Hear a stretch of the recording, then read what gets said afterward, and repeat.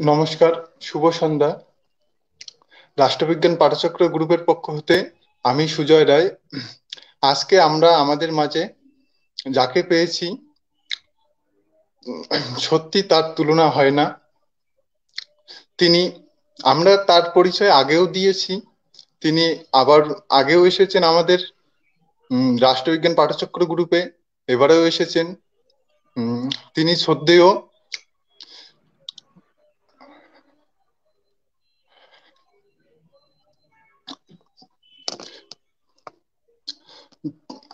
তিনি শ্রদ্ধেয় কুণাল দেবনাথ স্যার মহাশয়। বর্তমানে রবীন্দ্র ভারতী রবীন্দ্র ভারতী ইউনিভার্সিটিতে অ্যাসিস্ট্যান্ট প্রফেসর হিসাবে কর্মরত। স্যারের পরিচয় আমরা এর আগে পেয়েছি আমাদের আরেকটি ওয়েবিনারে, রাষ্ট্রবিজ্ঞান পাঠচক্র গ্রুপের।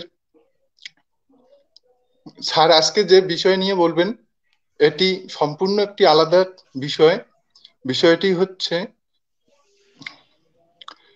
গবেষণায় নৈতিকতা ও গবেষণার পত্র লিখন।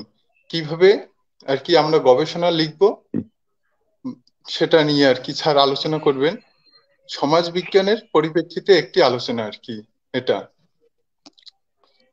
তো আর বেশি দেরি না করে আমরা সরাসরি স্যারের কাছে যাব। স্যার তার মূল্যবান আলোচনাটি শুরু করুক।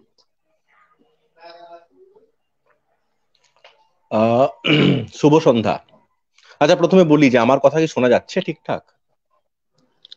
হ্যাঁ স্যার। আচ্ছা, শোনা না গেলে আমাকে বলবে, কারণ actually I am facing to trouble regarding network. মানে নেটওয়ার্ক নিয়ে আমার সমস্যার শেষ নেই আর কি। তো কি করব, আমি তো আর বাড়ি বদলে ফেলতে পারি না। তো আমাকে যেখানে থাকি সেখানে যারা নেটওয়ার্ক সার্ভিস প্রোভাইড করে তাদের সঙ্গে চলতে হয়। তো এটা আমার হাতে নেই অ্যাকচুয়ালি। তো যাই হোক, নেটওয়ার্ক যদি ডিস্টার্ব করে আমাকে একটু ইনফর্ম করবে, then I will again repeat. এবং প্রথমে বলছি, এখন বাজছে 7:12। প্রোগ্রাম শুরু হওয়ার কথা ছিল 7টায়। আমাকে আমার অনেক ছাত্রী আমাকে মেসেজ পাঠাচ্ছে যে স্যার ঢুকতে পারছি না, ঢুকতে পারছি না, ঢুকতে পারছি না। তো প্রথমে আমি বলছি যে অ্যাকচুয়ালি আমি সময়ই চলে এসেছিলাম। তো যারা উদ্যোক্তা তাদের কোনো যান্ত্রিক গোলযোগের কারণে হোক বা তাদের সমন্বয়ের অভাবে হোক, কিছু একটা কারণে এই দেরিটা হলো। তো আমি ঠিক 6:55তেই আমি মানে তখন থেকে আমি চেষ্টা করছি আর কি ঢোকার আর কি। তো মানে আমার কারণে দেরি হয়নি আর কি, আমি সেটাই বলার চেষ্টা করছি। আমি সময়ে চলতে ভালোবাসি এমনিতে, যারা আমাকে চেনেন তারা জানেন যে আমি সময়কে খুব গুরুত্ব দিই। আহ যাই হোক, সবাইকে শুভ সন্ধ্যা জানিয়ে আজকে আমি এই বিষয়টি নিয়ে বলবো। এই বিষয়টি আহ খুব একটা প্রচলিত বিষয় নয়, রাষ্ট্রবিজ্ঞান চর্চার ক্ষেত্রে খুব একটা প্রচলিত বিষয় নয়। তো আমি যখন আমার রিসার্চ স্টার্ট করি তখন আমি কাজী নজরুল বিশ্ববিদ্যালয়ে পড়াই, অ্যাসিস্ট্যান্ট প্রফেসর ছিলাম এবং কোঅর্ডিনেটরও ছিলাম, মানে ইকুইভ্যালেন্ট টু ডিপার্টমেন্টাল হেড। তো তখন আমি যখন আমি আমার পিএইচডির কাজ শুরু করি, তার আগে থেকে আমি লেখালেখি করেছি, আমার লেখালেখি বেরিয়েছে। তখন আমাদের পিএইচডির একটা কোর্স ওয়ার্কের মধ্যে একটা টপিক ছিল যে research ethics in social sciences, in political science, research ethics in political science. তো সেখান থেকেই আমার ইন্টারেস্টটা গ্রো করে যে এটা নিয়ে যদি আমি ভবিষ্যতে একটু কাজ করি ছোটখাটো। তো তারপরে আমি এটা নিয়ে গত বছর 2021-এ আমি এবং আমার প্রাক্তন ছাত্র, কাজী নজরুল বিশ্ববিদ্যালয়ের প্রাক্তন ছাত্র সৌভিক চ্যাটার্জি, ও এখন Jharkhand central university of Jharkhand, ওখানে সে পিএইচডি করছে ইন্টারন্যাশনাল রিলেশনস এর উপরে। আমরা দুজনে মিলে আমরা একটা পেপার লিখি, reconsidering the research ethics in social sciences. আমরা পলিটিক্যাল সায়েন্সকে বাদ দিয়ে ওখানে সোশ্যাল সায়েন্সেস করি, যে সোশ্যাল সায়েন্সে আমরা রিসার্চ এথিক্স নিয়ে কি ভাবতে পারি। এবং এই পেপারটি একাডেমিক লেটার্সে পাবলিশড হয়। অলরেডি আমরা একটা সাইটেশনও পেয়েছি, ফরেন সাইটেশন পেয়েছি একটা এই লেখার উপরে, এবং এটা গুগল স্কলার এবং রিসার্চ গেটে অ্যাভেলেবল। মানে আপনারা যদি কেউ চান সেটা গুগল স্কলার বা রিসার্চ গেটে এই পেপারটা পেতেও পারেন, reconsidering the research ethics in social sciences. তো এই বিষয় নিয়ে আমরা রিসার্চ এথিক্স বলতে যেটা বুঝি সাধারণভাবে, যে আমরা হয়তো প্লেজারিজমের কথা বলবো, আমরা রেফারেন্সিং এর কথা বলবো, আমরা সাইটেশনের কথা বলবো, আমরা কিন্তু সেটা বলবো না, মানে আমরা সেটা কিন্তু আলোচনা করব না। আমরা আলোচনা করব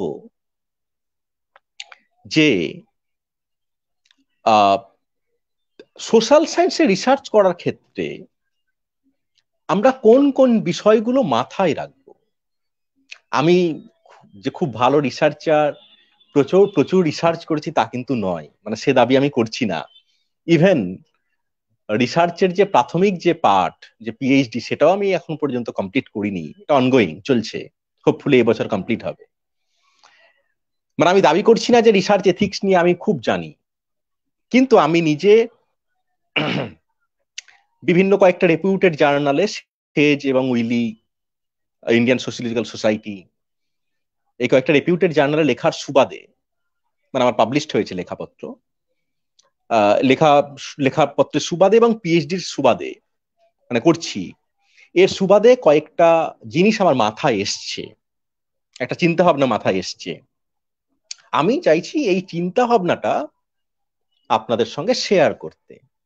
যে প্রথমত সোশ্যাল সায়েন্স, এই সোশ্যাল সায়েন্স শব্দটা, মানে সায়েন্স শব্দটার অর্থ কি, সোশ্যাল সায়েন্সের রিসার্চ কি ন্যাচারাল সায়েন্সের রিসার্চের মতো হবে কিনা, কোন কোন জিনিসগুলো আমরা মাথায় রাখবো সোশ্যাল সায়েন্স রিসার্চের ক্ষেত্রে। তার পরবর্তী ক্ষেত্রে আমরা এটা এই প্রথম হাফটা শেষ হয়ে যাওয়ার পর দ্বিতীয় হাফটা আমরা মেনলি রিসার্চ আর্টিকেল কি করে লিখতে হয়, এটা তো শেখানো যায় না কি করে লিখতে হয়, তো কোন কোন জিনিসগুলো মাথায় রাখতে হয়, কোন কোন দিকগুলো খেয়াল রাখতে হয়, সেইগুলো নিয়ে আমরা একটু আলোচনা করব। সেটা আমার মনে হয় একটু প্রশ্নোত্তর হলে ভালো হয়। প্রশ্নোত্তর হলে এইগুলোর মানে ঠিকঠাক ভাবে অ্যাড্রেস করা সম্ভব প্রবলেমগুলো। যাই হোক, তো আমরা প্রথমে আমার পেপারের ওপর ভিত্তি করেই আমি এই লেখাটা, মানে আমি আজকে বক্তব্যটা রাখবো, আমার কথা শেয়ার করবো আমার পেপারের উপর ভিত্তি করেই। সে পেপারটা টাইটেলই হচ্ছে reconsidering the research ethics in social sciences.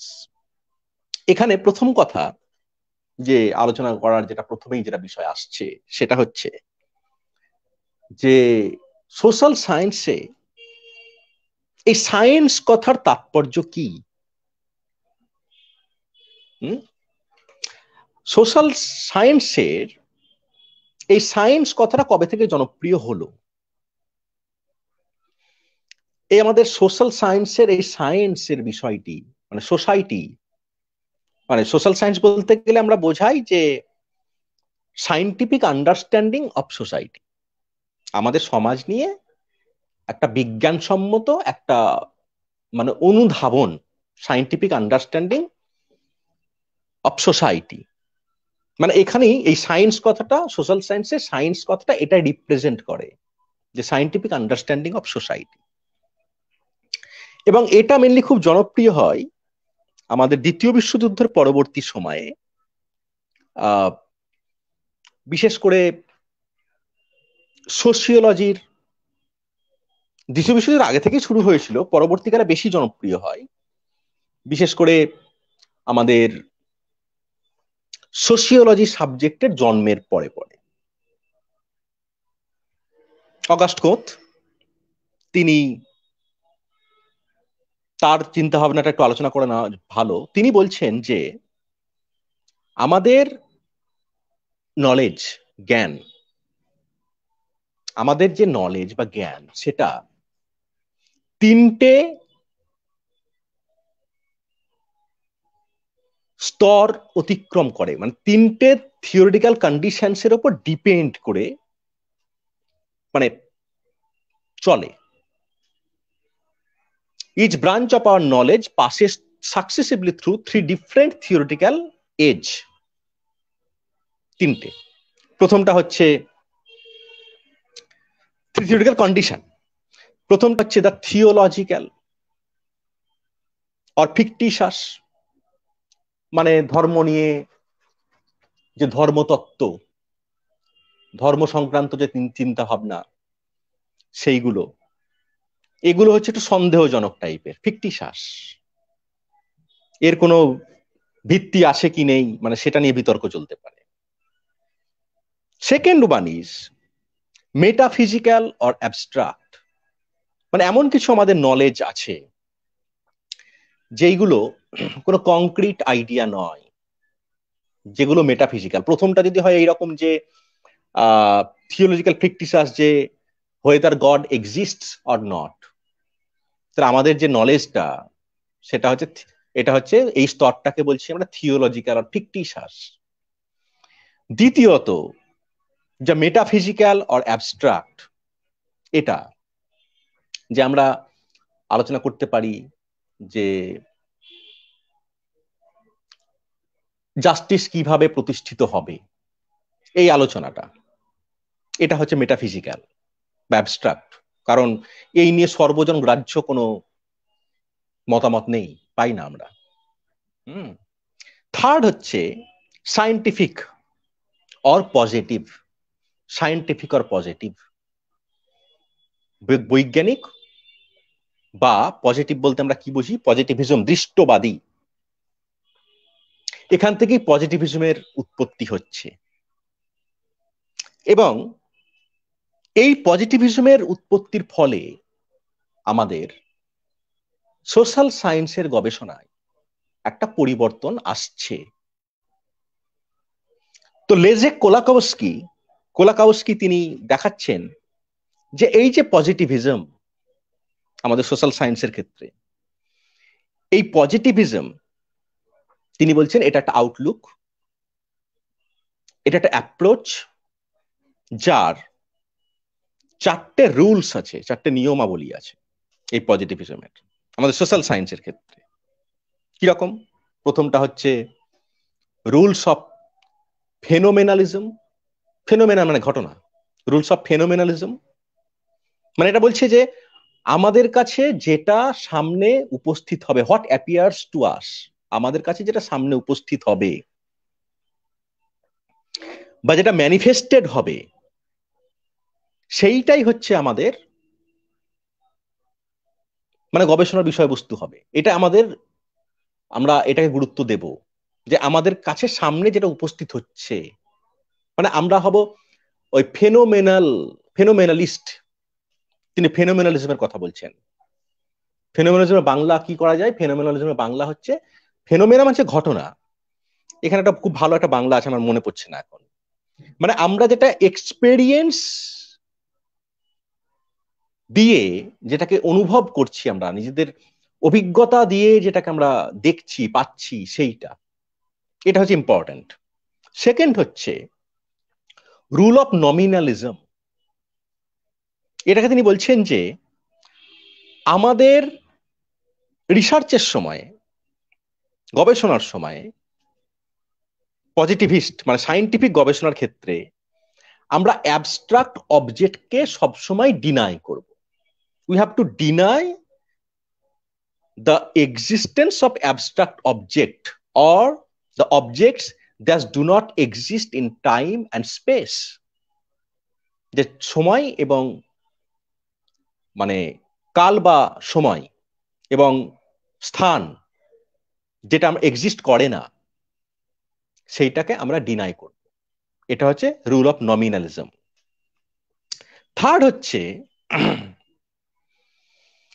Value free understanding, মানে আমাদের যে আন্ডারস্ট্যান্ডিং হবে সেটা হবে ভ্যালু ফ্রি, মূল্যবোধ বিযুক্ত।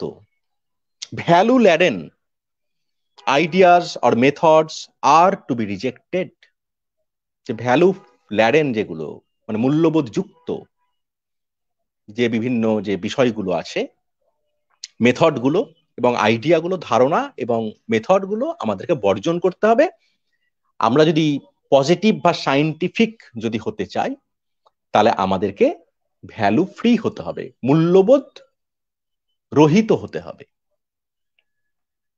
এবং ফোর্থ হচ্ছে ইউনিটি অফ সায়েন্টিফিক মেথড, যে আমাদের যে বিভিন্ন ন্যাচারাল সায়েন্সের যে মেথড গুলো আছে, যেমন quantitative method, empirical, value free, reasoning, মানে এই কোয়ান্টিফিকেশন, তারপরে এম্পিরিসিজম, তারপরে ভ্যালু ফ্রিনেস, রিজনিং, এই যে বিভিন্ন আমাদের মেথোডোলজি গুলো আছে, এইগুলো আমাদের সোশ্যাল সায়েন্সে অ্যাপ্লাই করতে হবে, যেটা হচ্ছে ইউনিটি অফ সায়েন্টিফিক মেথড। তাহলে লেজেক কোলাকাউস্কি তিনি সোশ্যাল সায়েন্সের গবেষণা কিরকম হবে তিনি একটা ধারণা দিয়েছেন, এবং পজিটিভিজম মানে সোশ্যাল সায়েন্সের যে পজিটিভিস্ট যে আলোচনাটা কেমন হবে তিনি এই 4টে বৈশিষ্ট্যের মাধ্যমে বলেছেন। এবার কার্ল পপার যেমন তিনিও মানে সায়েন্টিফিক গবেষণা কেমন হবেন তিনি বলছেন, কার্ল পপার তিনি বলছেন যে যে তার বিখ্যাত থিওরি হচ্ছে ফলসিফায়াবিলিটি।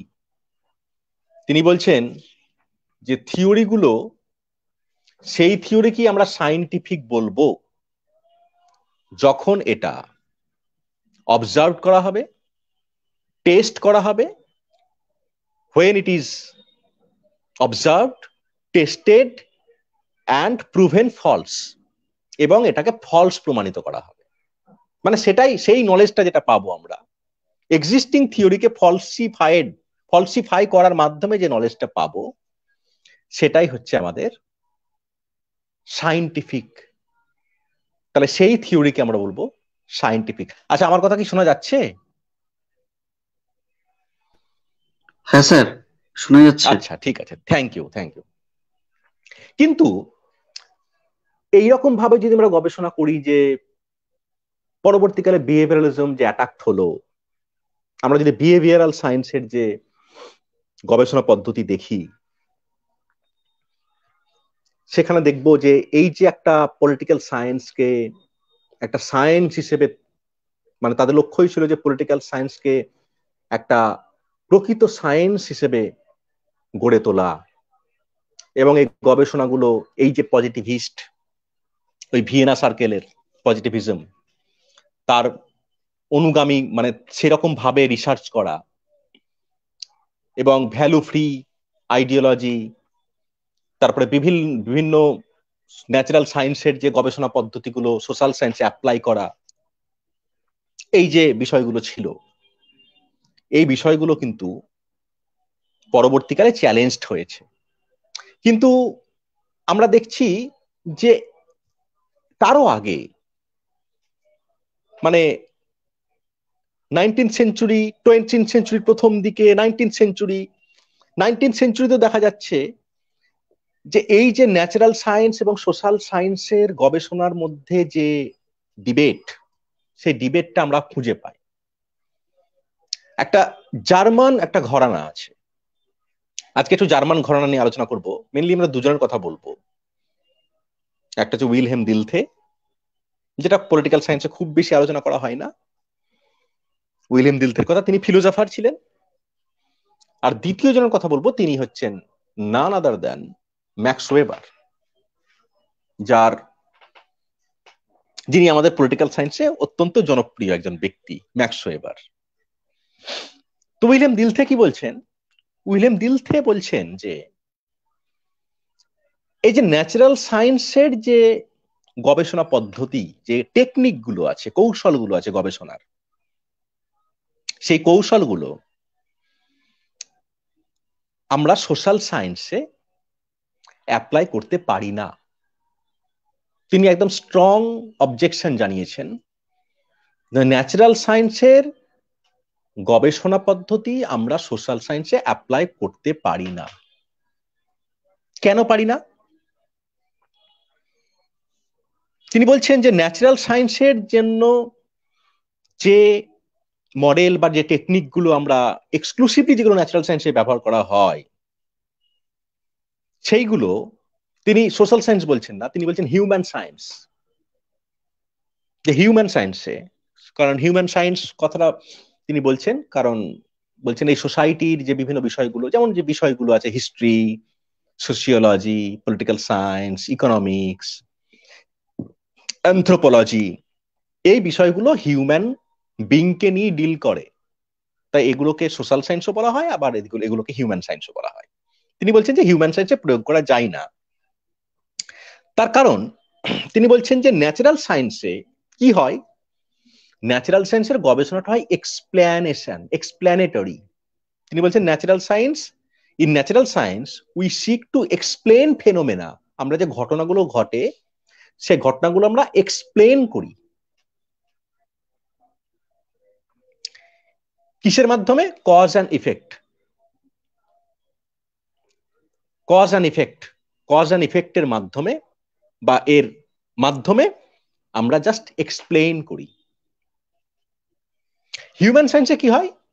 হিউম্যান সায়েন্সে আমাদের যেটা করতে হবে, আমরা কি করি? আমরা আন্ডারস্ট্যান্ড করি in terms of the relations of the part and whole.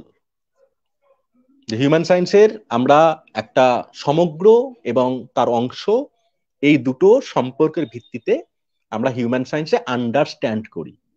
তার প্রথম হচ্ছে ন্যাচারাল সায়েন্সে আমরা এক্সপ্লেন করি, হিউম্যান সায়েন্সে আমরা আন্ডারস্ট্যান্ড করি। এবং আমরা কি করি? যে ঘটনাগুলো ঘটে সে ঘটনাগুলো আমরা আমাদের মতো ইন্টারপ্রিট করি। মানে আমাদের মতো করে আমরা ইন্টারপ্রিটের বাংলা কি গো? ইন্টারপ্রিটের বাংলা হবে আমরা আমাদের মতো করে, মানে এটাকে অনুবাদ ঠিক বলা যায় না, ইন্টারপ্রিটই থাক, এর বাংলা আমি আসছে না আমার। এটা ইন্টারপ্রিট করি আমরা। তাহলে এটা আমরা অন্যভাবে যদি বলতে চাই যে ন্যাচারাল সায়েন্স, এই নেচার, তারা একটা এক্সপ্লেনেশনের মাধ্যমে গবেষণা করে। কেন? তার কারণ হচ্ছে, তার কারণটা পরে বলছি।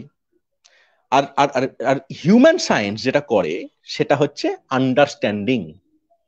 ন্যাচারাল সায়েন্সে হচ্ছে এক্সপ্লেনেশন, হিউম্যান সায়েন্সে হচ্ছে আন্ডারস্ট্যান্ডিং। এটা উইলহেম দিলথে বলছেন। উইলহেম দিলথে, তিনি জার্মান ফিলোসফার ছিলেন। এবং এই যে হিউম্যান সায়েন্স আমরা আন্ডারস্ট্যান্ডিং করি, এইটাকে তিনি বলছেন ভার্স্টেহেন। পরবর্তীকালে ভার্স্টেহেন শব্দটা খুব জনপ্রিয় করেন ম্যাক্স ওয়েবার। তাহলে উইলহেম দিলথে প্রথমে এই ধারণাটা আনছেন ভার্স্টেহেন। ভার্স্টেহেন মানে হচ্ছে মানে ওই যে ইন্টারপ্রিটেশন, আমরা ভার্স্টেহেনের মাধ্যমে এগুলোকে আন্ডারস্ট্যান্ড করি, এবং which is based on lived experience. এই লিভড এক্সপেরিয়েন্সের কথাও বলছেন উইলহেম দিলথে। লিভড এক্সপেরিয়েন্স মানে আমরা এই হিউম্যান নেচার, মানে আমাদের যে হিউম্যান নেচার, হিউম্যান যে world, natural world, human world, এই হিউম্যান ওয়ার্ল্ডে আমরা বাস করতে করতে, আমরা থাকতে থাকতে আমরা অনেক কিছু এক্সপেরিয়েন্স করি, অনেক কিছু এক্সপেরিয়েন্স আমরা গেইন করি, আর্ন করি। সেই এক্সপেরিয়েন্স গুলোর মাধ্যমে আমরা আমাদের জীবনকে অনুধাবন করি। এটা কি উইলহেম দিলথে বলছেন লিভড এক্সপেরিয়েন্স। এবং তার আগে, উইলহেম দিলথের আগে এডমুন্ড হুসাল যেটাকে বলেছিলেন, তিনিও জার্মান ফিলোসফার, তিনি বলেছিলেন এটাকে লাইফ ওয়ার্ল্ড। পরবর্তীকালে আবার হাবেরমাস এই লাইফ ওয়ার্ল্ড শব্দটিকে আবার জনপ্রিয় করেন। তিনি আবার কলোনাইজেশন অফ লাইফ ওয়ার্ল্ড এর একটা থিওরি দেন, জুর্গেন হাবেরমাস। তো এই জার্মান ঘরানাটা খুব ইন্টারেস্টিং। এই জার্মান ঘরানাটা জানতে হবে আমাদের। যদি আমরা পলিটিক্যাল থিওরি, পলিটিক্যাল সোশিওলজি, এইগুলো নিয়ে আলোচনা করতে চাই, we cannot deny the German school বা জার্মান যে ঘরানা, সেটাকে আমরা করতে পারি না। Edmund Husserl, William Dilthey, Heidegger, Gadamer, Weber, Marx, Karl Marx also, তারপরে জুর্গেন হাবেরমাস। তাহলে এই যে জার্মান, তার ফ্রাঙ্কফুর্ট স্কুলের যারা আছেন তাদের নাম বললাম না, এই জার্মান ঘরানাটা খুব ইন্টারেস্টিং। এই জার্মান ঘরানাটা করে আলোচনা করতে হবে। যাই হোক, তো উইলহেম দিলথে থেকে আমরা কি পেলাম? উইলহেম দিলথে থেকে আমরা দুটো কনক্লুশন আসতে পারি। একটা হচ্ছে যে হিউম্যান সায়েন্স এবং ন্যাচারাল সায়েন্স, এই দুটোর মধ্যে ডিস্টিংশন আছে, যেখানে ডিস্টিংশনটা মেনলি এটাই যে ন্যাচারাল সায়েন্সে ন্যাচারাল সায়েন্স কিছু রুল ফলো করে চলে, এবং সেই rules are same in terms of space and time. স্থান এবং কাল ভেদেও এই রুলগুলো কিন্তু একই। ন্যাচারাল সায়েন্সে rules are more or less same. যেমন ধরো,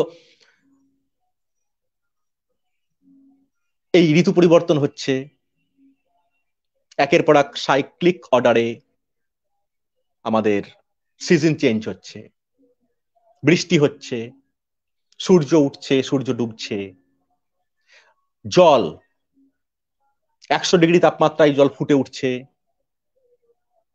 0 ডিগ্রি নেমে গেলে জল জমে বরফ হয়ে যাচ্ছে। তাহলে এই যে রুলস গুলো ন্যাচারাল সায়েন্সে, ঝড় হচ্ছে, এই যে ন্যাচারাল সায়েন্সের যে বিষয়গুলো, এই রুলস গুলো মোর অর লেস সমান, সেম। কিন্তু হিউম্যান সোসাইটি আমাদের যে কোনো পার্টিকুলার রুলস মেনে চলে না, এবং যদি কিছু রুলস থাকে সেগুলো কিন্তু টাইম এবং স্পেসে ভ্যারি করে। Rules vary over the time and space in human society. তাহলে যেখানে রুলস হচ্ছে সেম, সেকেন্ড যে পয়েন্টটা, প্রথমটা হচ্ছে ডিস্টিংশন হিউম্যান সায়েন্স এবং ন্যাচারাল সায়েন্সের, সেকেন্ড হচ্ছে যেখানে মানে ন্যাচারাল সায়েন্সের রুলস হচ্ছে সেম, সেখানে আমরা এক্সপ্লেন করতে পারি ঘটনাগুলোকে। আর যেখানে রুলস সেম নয়, যেখানে রুলস ভ্যারি করে হিউম্যান সোসাইটিতে, সেখানে আমরা কি করি? আন্ডারস্ট্যান্ড করি। কারণ হিউম্যান সোসাইটি হচ্ছে আনপ্রেডিক্টেবল। তাই social science should not be describing or explaining in method. আমাদের সোশ্যাল সায়েন্সের গবেষণা কখনোই এক্সপ্ল্যানেটরি হবে না। এক্সপ্ল্যানেটরি হতে পারে, সেটা ম্যাক্সও এবার বলছেন কিভাবে এক্সপ্ল্যানেটরি হতে পারে, কিন্তু উইলিয়াম ডিলথে বলছেন সেগুলো এক্সপ্ল্যানেটরি হবে না, সেগুলো হবে based on understanding and interpreting. August Comte, আমরা যারা অগাস্ট কোঁৎকে বলি আমরা পজিটিভিজমের জনক, অগাস্ট কোঁৎ সোশিওলজির জনক অগাস্ট কোঁৎ, তিনি পর্যন্ত বলছেন, আমি একদম কোটেশন তুলে দিচ্ছি অগাস্ট কোঁতের, তিনি বলছেন, no real observation of any kind of phenomenon is possible except in as far as it is first directed and finally interpreted by some theory. তাহলে আমরা যদি এটাকে যতক্ষণ না পর্যন্ত আমরা থিওরি দিয়ে আমরা যথাযথভাবে ইন্টারপ্রিট করব, ততক্ষণ পর্যন্ত মানে এই যে কোনো সোশ্যাল সায়েন্সে কোনো রিয়েল অবজারভেশন হতে পারে না। মানে এইরকম নয় যে অগাস্ট কোঁৎ পজিটিভিস্টের জনক বলে তিনি একদম পুরোপুরি পজিটিভিস্ট, মানে সায়েন্টিফিক যে গবেষণা করার কথা তিনি বলছেন, তিনিও বলছেন যে interpretation with theory is important. এই ক্ষেত্রে ম্যাক্স ওয়েবারের আলোচনাটা খুব ইম্পর্টেন্ট আমাদের এখানে। এই ক্ষেত্রে যে ম্যাক্স ওয়েবার তিনি বলছেন যে তিনিও পজিটিভিস্ট টেকনিক গুলোকে তিনি রিজেক্ট করছেন। রিজেক্ট করার মাধ্যমে তিনি দেখাচ্ছেন যে আমাদের সোশ্যাল সায়েন্সে গবেষণার ক্ষেত্রে তিনি ওই ভার্স্টেহেন কথাটা তিনি আবার ব্যবহার করছেন, ইন্টারপ্রিটেশনটা খুব ইম্পর্টেন্ট সোশ্যাল সায়েন্সে গবেষণার ক্ষেত্রে। তিনি বলছেন যে হিউম্যান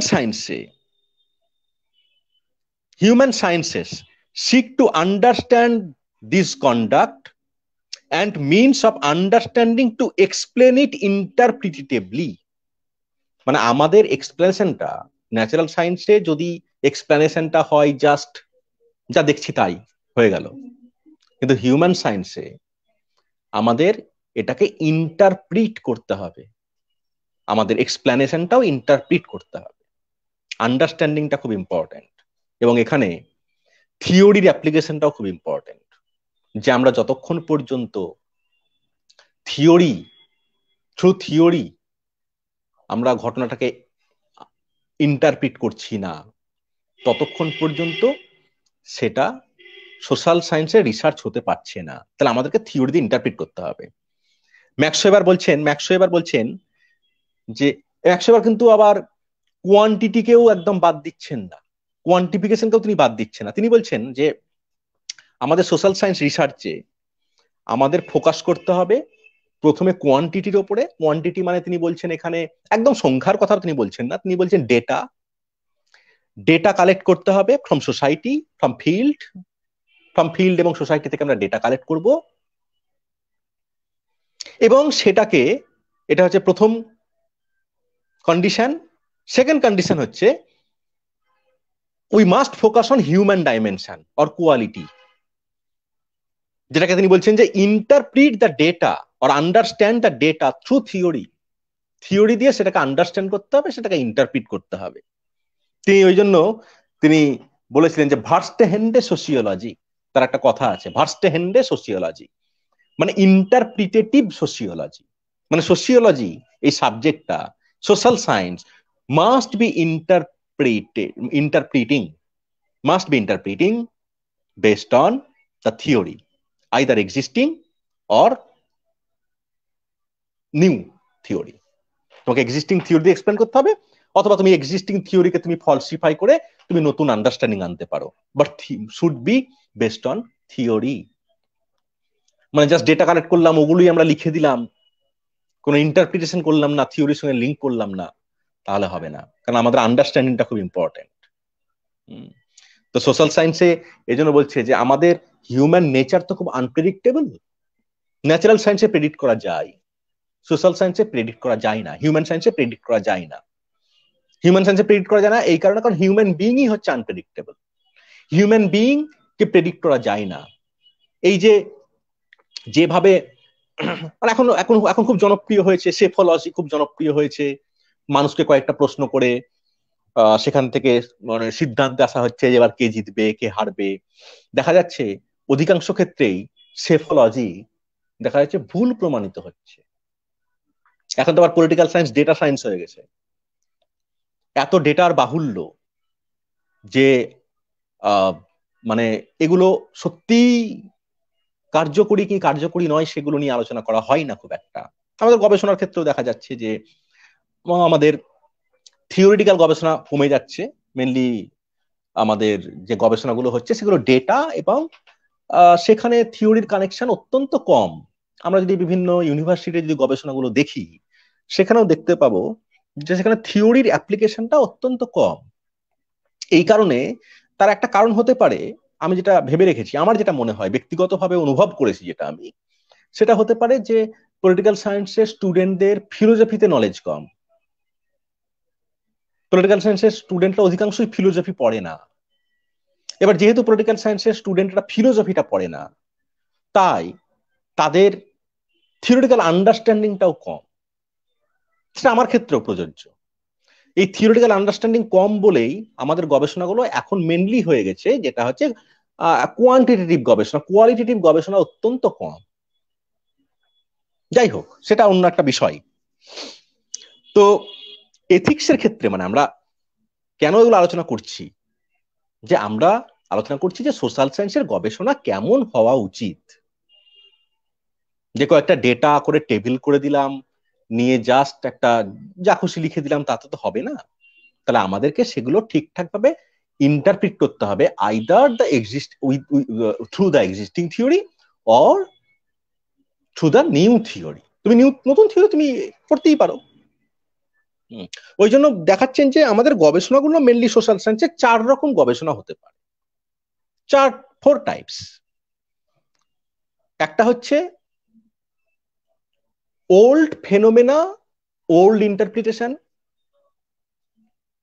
একটা হচ্ছে ওল্ড ফেনোমেনা, নিউ ইন্টারপ্রিটেশন। একটা হচ্ছে new phenomena, old interpretation. Fourth হচ্ছে নিউ ফেনোমেনা, নিউ ইন্টারপ্রিটেশন। আমাদের সোশ্যাল সায়েন্সের গবেষণা এই 4 ধরনের হতে পারে। আবার বলছি, old phenomenon, old interpretation, old phenomenon, new interpretation, new phenomenon, old interpretation, new phenomenon, new interpretation. কিন্তু সব থেকে বেশি জনপ্রিয়, মানে সব থেকে বেশি ভায়াবল হবে আমাদের নিউ ইন্টারপ্রিটেশনের জায়গাটা। সেটা ফেনোমেনা ওল্ড হোক বা ফেনোমেনা নিউ হোক। যদি আমরা গবেষণার ক্ষেত্রে কোনো হয়তো ঘটনা ঘটেছে, তোমার ধরো দ্বাদশ শতকে একটা ঘটনা ঘটেছে, সেইটা আমরা নতুন থিওরি দিয়ে ইন্টারপ্রিট করতেই পারি। তাহলে এটা হবে old phenomena new interpretation. Historical হতে পারে, কিন্তু আমাদের আন্ডারস্ট্যান্ডিংটা হয়তো নতুন। যে দেখা যাচ্ছে দ্বাদশ শতকে কোনো একটা কাস্ট বা কোনো একটা রিলিজিয়াস সেক্ট, তাদের একটা মার্জিনালাইজেশন হয়েছিল। তাহলে সেটা কি পলিটিক্যাল সায়েন্সের বা সোশ্যাল সায়েন্সের গবেষণা আসবে না যে দ্বাদশ শতকে হয়েছিল বলে? ডেফিনেটলি আসতেই পারে। তাহলে আমরা সেটাকে সোশ্যাল এক্সক্লুশনের থিওরি দিয়ে ব্যাখ্যা করতেই পারি এক্সিস্টিং, বা আমরা নতুন ভাবে দেখাতে পারি যেটা যে এক্সিস্টিং সোশ্যাল এক্সক্লুশন আছে তার বাইরেও এক্সক্লুশন হচ্ছে, বা নতুন ফেনোমেনা যদি হয় নতুন ইন্টারপ্রিটেশন। এই দুটো গবেষণা খুব জনপ্রিয় এবং খুব ভায়াবল রাদার দেন আদার টু। তো এই 4 ধরনের গবেষণা করতে পারি আমরা। এবার সি রাইট মিলস নিয়ে একটু আলোচনা করি। সি রাইট মিলস তিনি আমাদের, তার একটা বই আছে C right মিলসের, sociological imagination.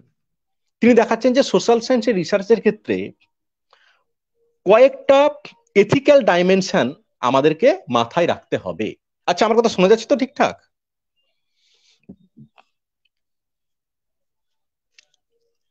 Hello হ্যাঁ স্যার, শোনা যাচ্ছে। শুভঙ্কর? শোনা যাচ্ছে স্যার। বাহ, ভেরি গুড। মানে আমি খুব আশ্বস্ত হচ্ছি আর কি। তো আমাদের সি রাইট মিলসের যে ফর্মুলেশন, কয়েকটা তিনি কয়েকটা ফর্মুলেশন প্রেসক্রাইব করেছেন তার স্টাডিতে, সোশিওলজিক্যাল ইমাজিনেশন। সেখানে তিনি দেখাচ্ছেন যে যখন আমরা মাইক্রো লেভেলে স্টাডি করব, তখন আমরা ম্যাক্রো লেভেলকে ইগনোর করব না। অর্থাৎ ধরা যাক আমরা কোন একটা পার্টিকুলার একটা এরিয়াতে আমরা কোন একটা কমিউনিটির ওপর রিসার্চ করছি। তার মানে এই নয় যে ওই কমিউনিটির আরো ম্যাক্রো লেভেলে যে তার এক্সিস্টেন্সটা আছে সেটাকে আমরা আলোচনায় আনবো না বা সেটাকে ইগনোর করব। তিনি বলছেন যে when you are studying micro level, then do not cut yourself from the macro level. তাহলে আমরা যখন ছোট কোনো একটা ক্ষেত্র নিয়ে আলোচনা করছি, তার যে একটা বৃহত্তর যে একটা এক্সিস্টেন্স আছে, সে এক্সিস্টেন্সটাকে আমাদেরকে আলোচনা করা উচিত, সেগুলোকে মাথায় রাখা উচিত।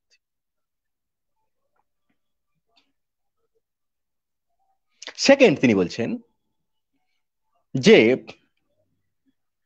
যখন তুমি কোনো একটা প্রবলেম, রিসার্চ প্রবলেম চুজ করবে, পিক করবে, তখন সেখানে পার্সোনাল বায়াসনেসটাকে বাদ দিতে হবে। কিন্তু একটা কথা বলা উচিত আমার এখানে, সোশ্যাল সায়েন্সের রিসার্চ কিন্তু বায়াসড হবেই।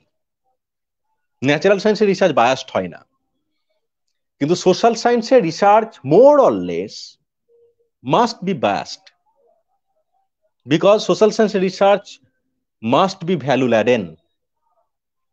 ভ্যালু ল্যাডেন যখন হবে সোশ্যাল সায়েন্সের রিসার্চ, তখন সেখানে বায়াসনেস থাকবেই। তবে চেষ্টা করতে হবে যে এই বায়াসনেসটা যাতে কম হয়। মানে আমাদেরকে, ওই অমর্ত্য সেন যেমন বলেছিলেন যে সম্পূর্ণভাবে জাস্টিসের উপর প্রতিষ্ঠিত সমাজ খুঁজে পাওয়া যাবে না। মানে ন্যায়ের ওপর ভিত্তি করে গড়ে ওঠা, সম্পূর্ণভাবে ন্যায়ের ওপর ভিত্তি করে গড়ে ওঠা সমাজ খুঁজে পাওয়া যাবে না। তার আমাদের কি করতে হবে? তাহলে আমাদেরকে এমন একটা সমাজ খোঁজ করতে হবে যেখানে ইনজাস্টিসটা কম, মানে সম্পূর্ণভাবে জাস্টিস না হলেও ইনজাস্টিসটা যেখানে কম। তাহলে আমাদেরকেও ওই রিসার্চ প্রবলেম পিক করার সময় দেখতে হবে যেখানে পার্সোনাল বায়াসনেসের জায়গাটা কম থাকে। ধরা যাক আমরা যখন ধরো উইমেন নিয়ে স্টাডি করছি, সেখানে তো বায়াসনেস চলে আসতেই পারে। একজন উইমেন নিয়ে রিসার্চ করছে, সেখানে তো বায়াসনেস আসতে পারে। বা একজন মেল উইমেন নিয়ে রিসার্চ করছে, সেখানেও বায়াসনেস থাকতে পারে। আমি যখন ধরো একটা কাস্ট নিয়ে রিসার্চ করছি, এথনিক আইডেন্টিটি নিয়ে রিসার্চ করছি, কোন একটা কাস্ট আইডেন্টিটি নিয়ে রিসার্চ করছি, তাহলে সেখানে তো বায়াসনেস আসতেই পারে এবং আসবেই। এটাকে ইগনোর করার জায়গা নেই, কিন্তু চেষ্টা করতে হবে যাতে বায়াসনেসের জায়গাটা কম থাকে। তোমাকে বায়াসনেস থাকলেও সেটাকে তোমাকে থিওরিটিক্যালি দেখাতে হবে। থার্ড হচ্ছে, do not lose a sense of history.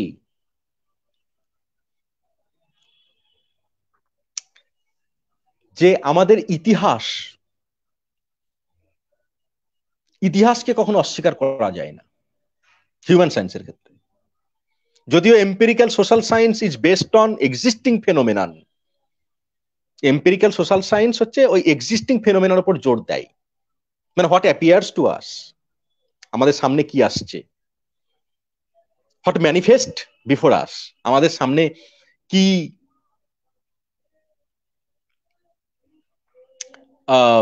আসছে। তাহলে এই তিনি বলছেন যে empirical social science based on existing phenomenon, but ইতিহাসকে কখনো অস্বীকার করা যায় না। Don't cut yourself from history.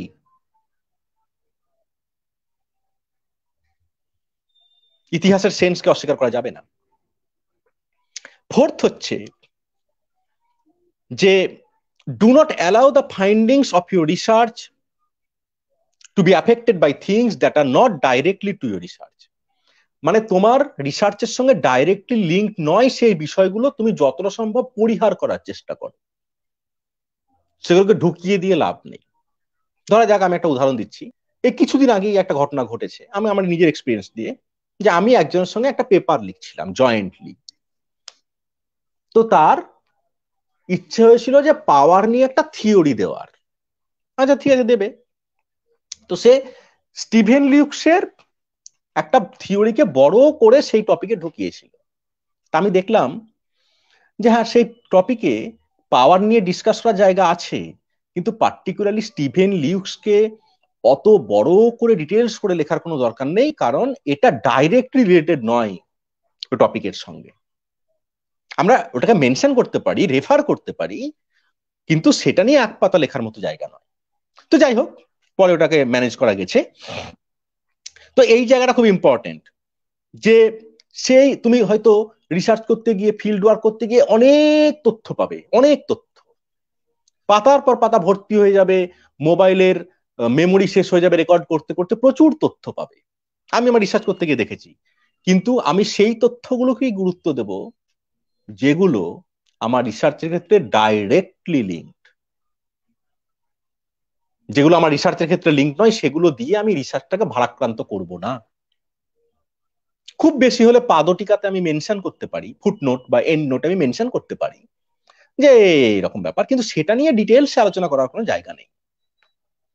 তাহলে সি রাইট মিলসের 4টে ফর্মুলেশন তিনি সি রাইট মিলস দিচ্ছেন। তাহলে আমাদের রিসার্চের ক্ষেত্রে সোশ্যাল সায়েন্সে দেখা যাচ্ছে যে কয়েকটা জায়গা খুব রেলিভেন্ট। যেমন আমরা যখন প্রবলেম চুজ করব, তোমরা তো অনেকে এমফিল করবে, পিএইচডি করবে ভবিষ্যতে, এখন করছো। প্রবলেম চুজ করার সময় প্রথমে দেখতে হবে যে প্রবলেমটা কতটা সোশ্যালি রেলিভেন্ট। মানে জাস্ট রিসার্চ মানে একটা নিউজ পেপার রাইটিং নয়। রিসার্চ পেপার মানে খবরের, যেমন নিউজ পেপারে যেমন রিপোর্টিং করে সেরকম নয়। মানে জাস্ট ওটা আমার করতে ভালো লাগছে বলে করলাম তা নয়, দেখতে হবে যে সোশ্যালি রেলিভেন্ট কিনা, দ্বিতীয় হচ্ছে এটা মোরালি ভায়াবল কিনা, এবং প্রাইমারি সোর্স সেকেন্ডারি সোর্সেস ঠিকঠাক অ্যাভেলেবল কিনা, এবং থার্ড হচ্ছে যে আমি সোসাইটিকে কি কন্ট্রিবিউট করতে পারছি এই রিসার্চের মধ্যে, মানে পলিসি ওরিয়েন্টেশন এটাও দেখতে হবে যে আমি ভবিষ্যতের জন্য কি রেখে গেলাম, যে শুধু একটা ডিগ্রি অর্জন করলাম, শুধু কি তাই, আমি কি ভবিষ্যৎ প্রজন্মের জন্য কিছু রেখে গেলাম, এইগুলো খুব ইম্পর্টেন্ট। তাহলে রিসার্চ এথিক্স বলতে গেলে মানে সোশ্যাল সায়েন্সে রিসার্চ এথিক্সের যে গল্পটা আমি এগুলো বললাম না, যে এগুলো আমি বলবো পেপার রাইটিং এর ক্ষেত্রে বলবো, যে বিশেষ করে তোমার প্লেজিয়ারিজম, সাইটেশন, রেফারেন্সিং ঠিকঠাক, এগুলো আমি পেপার রাইটিং এর ক্ষেত্রে বলবো। সোশ্যাল সায়েন্সের গবেষণা কেমন হওয়া উচিত, কোন দিকে ডাইরেক্টেড হওয়া উচিত, কোন কোন দিকগুলো খেয়াল রাখা উচিত, সেইগুলো মোটামুটি আমি এই পর্যায়ে আলোচনা করলাম। আচ্ছা, এর মধ্যে কোনো প্রশ্ন আছে?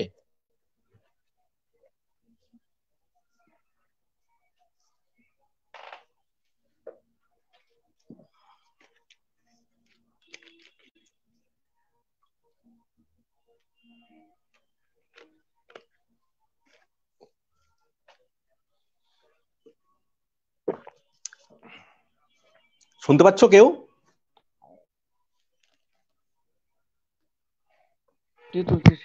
যদি একটু উত্তর দেন। Hello sir. হ্যাঁ বলো। স্যার আমরা পর্দায় ফুটিয়ে তুলছি, তনুশ্রী দাস প্রশ্ন করেছেন যে স্যার ইন্টারপ্রিটেশন কিভাবে করতে হবে। ইন্টারপ্রিটেশন। আর নেক্সট আর কোনো প্রশ্ন আছে? হ্যাঁ স্যার, আরো একটা আছে স্যার, হোয়াট ইজ পজিটিভিজম, মানবেশ্বর। আচ্ছা পজিটিভিজম হচ্ছে দৃষ্টবাদ। দৃষ্টবাদ হচ্ছে একটা ঘরানা, আমাদের রিসার্চের, আমাদের সোশ্যাল সায়েন্সের একটা ঘরানা, যেখানে মানে আমরা মনে করি যে এর জনক হচ্ছে অগাস্ট কোঁত। তিনি বলছেন যে আমাদের মানে দৃষ্ট, আমরা যেটা দেখবো সেটাই আমরা বিশ্বাস করব, সেটাই আমাদের রিসার্চের ক্ষেত্রে গুরুত্বপূর্ণ। যে আমাদের সামনে যেটা আসছে, হোয়াট অ্যাপিয়ার্স টু আস, এটা হচ্ছে ইম্পর্টেন্ট। তিনি দেখাচ্ছেন আমাদের নলেজটাকে তিন ভাগে ভাগ করছেন, একটা হচ্ছে থিওলজিক্যাল আর ফিকটিশাস, একটা হচ্ছে তোমার মেটাফিজিক্যাল আর অ্যাবস্ট্রাক্ট, আর একটা হচ্ছে পজিটিভ আর সায়েন্টিফিক। মানে যেটা পজিটিভ সেটা সায়েন্টিফিক, সেটাই সায়েন্টিফিক। মানে বিজ্ঞানসম্মত আলোচনা তখনই সম্ভব যেটা আমাদের সামনে ভেসে উঠছে, আমাদের সামনে আসছে, পরিস্ফুট হচ্ছে, সেটাই আমরা আমাদের আলোচনাতে তোমার গুরুত্ব দেব। এবং পরবর্তীকালে বিহেভিয়ারাল সায়েন্স এই পজিটিভিজমের উপর ভিত্তি করেই গড়ে উঠেছিল। তারাও বলেছিল যে আমাদের সামনে যেটা ঘটনা ঘটছে সেটাই আমাদের কাছে ইম্পর্টেন্ট। তো এই একটা পজিটিভিজম, এর জনক হচ্ছে অগাস্ট কোঁত। আর দ্বিতীয় হচ্ছে যে আলোচনাটা যেটা করা হলো, প্রশ্নটা হবে ইন্টারপ্রিটেশন কি করে হবে। ইন্টারপ্রিটেশনটা হবে থিওরিটিক্যালি। ইন্টারপ্রিট করার অর্থ হচ্ছে যে আমি যেটা বুঝলাম সেইটাকে আমার ভাষায় আমার মতো করে সেটাকে আমি লিখবো বা বলবো, বোঝাবো, সেইটা হচ্ছে ইন্টারপ্রিটেশন। এখন ইন্টারপ্রিটেশনটা এটা থ্রু থিওরিটিক্যালি করতে হবে সোশ্যাল সায়েন্সের গবেষণার ক্ষেত্রে।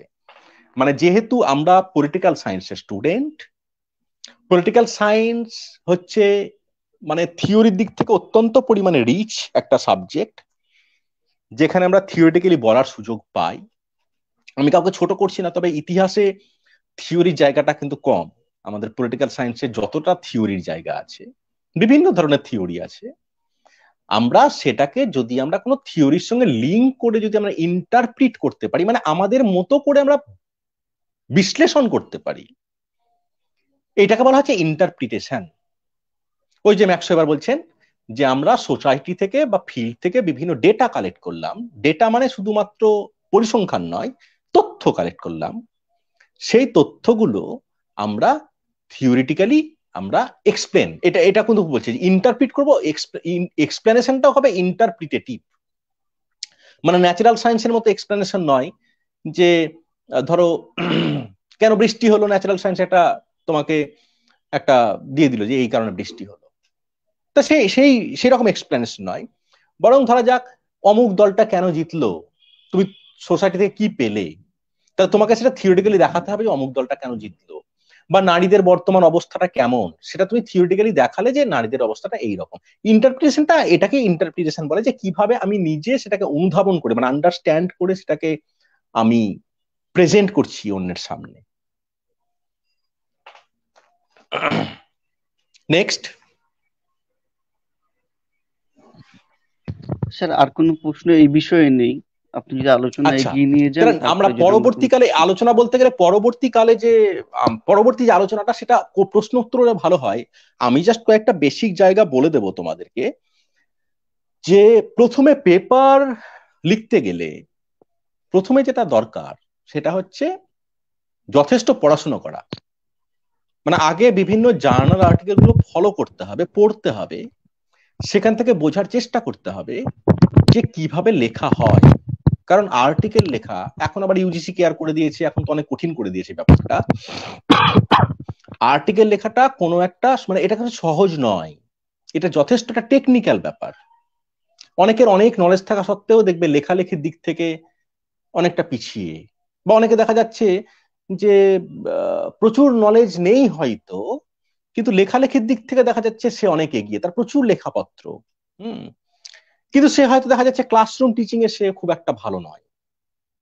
আবার অনেকে দেখা যাচ্ছে যে ক্লাসরুম টিচিং এ একজন দারুণ, কিন্তু লেখাপত্র নেই। তো লেখাপত্রটা হচ্ছে খুব টেকনিক্যাল একটা ব্যাপার, যে এর মধ্যে কয়েকটা কৌশল আছে। যেমন আমি যে টপিকটা চুজ করব সেটা ওই যে বললাম যে সোশ্যালি রেলিভেন্ট কিনা। রেলিভেন্ট টপিক না হলে জার্নালে ছাপবে না, প্রথম কথা রেলিভেন্ট হতে হবে, এটা মোরালি ভায়াবল হতে হবে, এবং থার্ড হচ্ছে এটা আমাদের সোসাইটিকে কিছু কন্ট্রিবিউট করবে এরকম হতে হবে আমরা যখন প্রবলেম পিক করব। দ্বিতীয়ত আর একটা খুব টেকনিক্যাল জায়গা হচ্ছে লেখালেখির ক্ষেত্রে, সেটা হচ্ছে রেফারেন্সিং এবং সাইটেশন। এই দিকগুলো ভালো করে জানতে হবে। রেফারেন্সিং সাইটেশন যদি যথাযথ না হয় তাহলে কিন্তু প্লেজিয়ারিজমের একটা সমস্যা থাকতেই পারে, যে আমরা কখনোই অন্যের লেখাকে মানে আমরা ব্যবহার করতেই পারি। ডেফিনেটলি আমরা যখন একটা আর্টিকেল লিখবো তখন সেখানে 25-30টা, পিএইচডির ক্ষেত্রে 100-150-200টা আমাদের রেফারেন্স থাকবে, আমাদেরকে ব্যবহার করতেই হয়। বিশেষ করে সেকেন্ডারি সোর্স, প্রাইমারি সোর্স ব্যবহার করতেই হয়। আবার প্রাইমারি সোর্স নিয়ে কি, সেটা নিয়ে আবার বিতর্ক আছে যে প্রাইমারি সোর্স কাকে বলে। সেকেন্ডারি সোর্স তো বোঝা গেল বিভিন্ন বুকস, জার্নালস। বিশেষ করে সোশিওলজির ক্ষেত্রে প্রাইমারি সোর্স বলতে শুধুমাত্র বোঝানো হয় যে ডেটা, অ্যানথ্রোপোলজির ক্ষেত্রে, সোশিওলজির ক্ষেত্রে যে ডেটা আমি সোসাইটি থেকে ডাইরেক্টলি নিজে পাচ্ছি, সেটা হচ্ছে প্রাইমারি সোর্স। আবার পলিটিক্যাল সায়েন্সের ক্ষেত্রে এটাও প্রাইমারি সোর্স। তাছাড়াও ধরো তুমি রবীন্দ্রনাথের উপর পিএইচডি করছো, বা তুমি মহাত্মা গান্ধীর উপর পিএইচডি করছো, তাহলে তাদের যে বিভিন্ন লেখাপত্র সেগুলোও কিন্তু তোমার কাছে প্রাইমারি সোর্স। আবার পলিটিক্যাল সায়েন্সে গভর্নমেন্ট যে বিভিন্ন ডেটা গুলো, সেন্সাস রিপোর্ট, গভর্নমেন্ট ডেটা, এইগুলো প্রাইমারি সোর্স। আবার সোশিওলজিতে এগুলো প্রাইমারি সোর্স নয়, বা অ্যানথ্রোপোলজিতে এগুলো প্রাইমারি সোর্স নয়। যাই হোক, তাহলে আমাদেরকে এটাও দেখতে হবে যে যথাযথ প্রাইমারি সোর্স, সেকেন্ডারি সোর্স আছে কিনা। এবং প্রাইমারি সোর্স এবং সেকেন্ডারি সোর্স ব্যবহার করার ক্ষেত্রে এটা খুব ইম্পর্টেন্ট একটা ব্যাপার, যে আমরা যখন ব্যবহার করব আমাদের লেখাতে, সেটা ডাইরেক্ট কোটেশনের মাধ্যমে হতে পারে অথবা প্যারাফ্রেজিং হতে পারে। দুটো ক্ষেত্রেই আমাদেরকে সাইটেশন অবশ্যম্ভাবী, মানে অবশ্যই দরকার সাইটেশন। উইদাউট প্রপার সাইটেশন অন্যের লেখাপত্রকে ব্যবহার করা উচিত নয়। এটা মোরালি এবং এথিক্যালি এটা রং, এটা ভুল। আমাদেরকে সাইট করতে হবে অন্যের লেখাকে নিজে, মানে অনেকে আছে, আমার জানাশোনা অনেকে আছে যে জাস্ট অন্যের একটা লেখাকে ধরো নিজের ভাষাতে লিখে নিজের ভাষা নিজের বলে চালিয়ে দিল। এরকম করে পিএইচডিও হয়েছে, আমি জানি একজনকে এই নিয়ে এরকম করে পিএইচডি করেছে। হ্যাঁ, কিন্তু কিন্তু এটা কিন্তু এথিক্যালি রং। হয়তো কোনো প্লেজারিজম সফটওয়্যার ধরতে পারবে না, কারণ তুমি ভাষাটাকে চেঞ্জ করে দিয়েছো, শব্দগুলোকে চেঞ্জ করে দিয়েছো, অ্যাক্টিভকে প্যাসিভ করেছো, প্যাসিভকে অ্যাক্টিভ করে দিয়েছো, ভাষা মানে বাক্যকে। হয়তো প্লেজেন্ট ফ্লোটা ধরতে পারবে না, কিন্তু এটা এথিক্যালি রং। তারা ডাইরেক্ট কোটেশনের ক্ষেত্রে এবং অবশ্যই প্যারাফ্রেজিং এর ক্ষেত্রে অবশ্যই রেফারেন্সিং সাইটেশন মাস্ট। এবং এই রেফারেন্সিং সাইটেশন নিয়ে অনেকগুলো স্টাইল আছে। আমাদের পলিটিক্যাল সায়েন্সে মেনলি 4টে স্টাইল চলে। একটা হচ্ছে হার্ভার্ড, একটা হচ্ছে শিকাগো, একটা হচ্ছে এমএলএ, আর একটা হচ্ছে এপিএ। তার মধ্যে এপিএটা হচ্ছে খুব ডমিন্যান্ট। বিভিন্ন বিশ্বের মোটামুটি 80% জার্নাল এপিএ ফলো করে। শিকাগোটাও খুব ইম্পর্টেন্ট। হার্ভার্ডও আছে, এমএলএও আছে। এমএলএ বিশেষ করে ল্যাঙ্গুয়েজে এমএলএ চলে, পলিটিক্যাল সায়েন্সও এমএলএ কোথাও কোথাও দেখা যায়। তো এই 4টে রেফারেন্সিং এবং সাইটেশন স্টাইল সম্পর্কে যথাযথ জ্ঞানটা দরকার। এ নিয়ে ওয়েবসাইটে এমএলএ বা এপিএ বা শিকাগো বা হার্ভার্ড রেফারেন্সিং স্টাইল বললে ওরা দিয়ে দেয়। তাছাড়া প্রত্যেকটা জার্নালের আবার নিজস্ব স্টাইল আছে, সেই স্টাইলগুলো ওরা অথর্স গাইডলাইনে দিয়ে দেয়। সেইগুলো দেখে আমাদেরকে রেফারেন্সিং এবং সাইটেশন করতে হবে।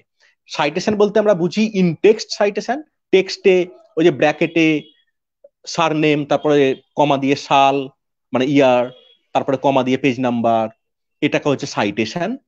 এটা অবশ্য অনেক সময় 1-2 করে সুপারস্ক্রিপ্টে 1-2 করেও হয়। আর রেফারেন্সিং বলতে গেলে সব থেকে লেখার শেষে যে রেফারেন্স গুলো আসবে, এবং এটাও মাথায় রাখতে হবে যে রেফারেন্সিং এর ক্ষেত্রে সেইগুলোই রেফারেন্সে আসবে যেগুলো তুমি ইনটেক্সটে সাইটেশন করেছো। এমন লেখাপত্র আমি দেখেছি, আমার পরিচিতদের মধ্যে এমন লেখা দেখেছি যে টেক্সটে দেখা যাচ্ছে একটাও সাইটেশন নেই, রেফারেন্সে 10টা দিয়ে দিয়েছে। কিন্তু এটা ঠিক নয়। ঠিক হচ্ছে তুমি রেফারেন্সে যতগুলো, সাইটেশনে তুমি যতগুলো সাইট করবে ইনটেক্সটে, ঠিক ততগুলোই রেফারেন্সে আসবে। মানে এখানে সাইটেশন এবং রেফারেন্সিং এর ক্ষেত্রে একটা প্যারিটি থাকা দরকার। তাহলে এই দিকগুলো মাথায় রাখতে হবে গবেষণার ক্ষেত্রে। এবং আমি যেগুলো বললাম যে সোশ্যাল সায়েন্সের গবেষণা মানে তোমাদের ক্ষেত্রে এই যে প্রথম কথা সি রাইট মিলস যেগুলো বলেছেন যে মাইক্রো লেভেল ম্যাক্রো লেভেলের এই জায়গাটা, যে মাইক্রো লেভেল যখন আলোচনা করবো তখন ম্যাক্রো লেভেলকে আমরা ইগনোর করব না। পার্সোনাল বায়াসনেসের জায়গাটা যাতে কম থাকে, আমরা আমাদের ইতিহাস নিয়ে যে সেন্সটা সেটাকে আমরা কখনোই পরিহার করব না, এবং যেটা আমাদের রিসার্চের ক্ষেত্রে ডাইরেক্টলি অ্যাসোসিয়েটেড নয় সেগুলোকে আমরা পরিহার করব। এবং এর সঙ্গে সঙ্গে থিওরিটিক্যাল জায়গাটা এখন দুরকম হতে পারে, রিসার্চ দুরকম হতে পারে। তোমার পেপার রাইটিংটা একটা হতে পারে তুমি ডিডাকটিভ, একটা হতে পারে ইনডাকটিভ।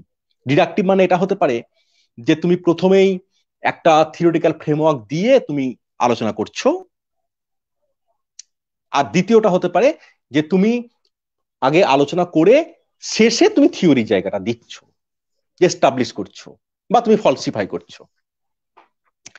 এখন প্রথম যে জায়গাটা যেটি ডিডাকটিভ, সেখানে মনে করা হয় যে তুমি প্রথমেই যখন থিওরিটিক্যাল ফ্রেমওয়ার্কটা দিয়ে দিচ্ছ তখনই যাতে একটা ভাবনা চিন্তা চলে আসে যে তুমি হয়তো ঠেলে গুঁজে যেভাবেই হোক তুমি তোমার কনক্লুশনটাকে ওই থিওরিটিক্যাল ফ্রেমওয়ার্কের মধ্যে ঢোকাতে চাইছো।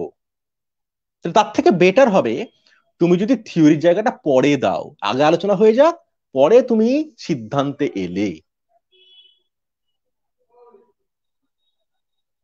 তো এটাও একটা খুব ইম্পর্টেন্ট একটা জায়গা আমাদের রাইটিং এর ক্ষেত্রে। এবার এই নিয়ে যদি কোনো প্রশ্ন আসে আমার পক্ষে উত্তর দেওয়াটা সম্ভব ঠিকঠাক ভাবে।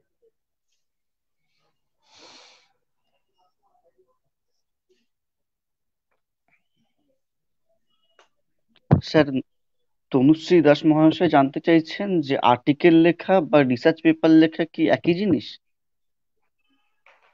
হ্যাঁ, একটা আর্টিকেল মানে একটা রিসার্চ পেপার। একটা আর্টিকেল লেখা মানে সেটা হচ্ছে রিসার্চ পেপার। হ্যাঁ, তুমি যদি কোনো ছাত্রদের জন্য বই তৈরি হচ্ছে, বিভিন্ন টেক্সট বই হয়, সেই বইগুলোতে লেখা মানে তোমাকে রিসার্চ ওরিয়েন্টেড হতে হবে তা নয়, কিন্তু বিভিন্ন জার্নালে যে লেখাগুলো তুমি পাঠাবে সেই লেখাগুলোকে, সেই আর্টিকেলগুলোকে should be considered as a research paper. অবশ্যই রিসার্চ পেপার, কারণ প্রপার রিসার্চ না হলে জার্নালে লেখা ছাপবে না। তোমরা যে কোনো ভালো জার্নালে তোমরা যদি লেখা দাও দেখবে যে কতটা রিগোরাসলি রিভিউড হয় লেখাগুলো, এবং কত কত সমস্যা ওরা তুলে ধরে এবং সেগুলোকে অ্যাড্রেস করতে বলে। ম্যাক্সিমাম ক্ষেত্রেই ক্যান্সেল হয়ে যায়, রিজেক্ট হয়ে যায় লেখাপত্র। হ্যাঁ অবশ্যই যে একটা আর্টিকেল লেখা এবং রিসার্চ পেপার একই জিনিস।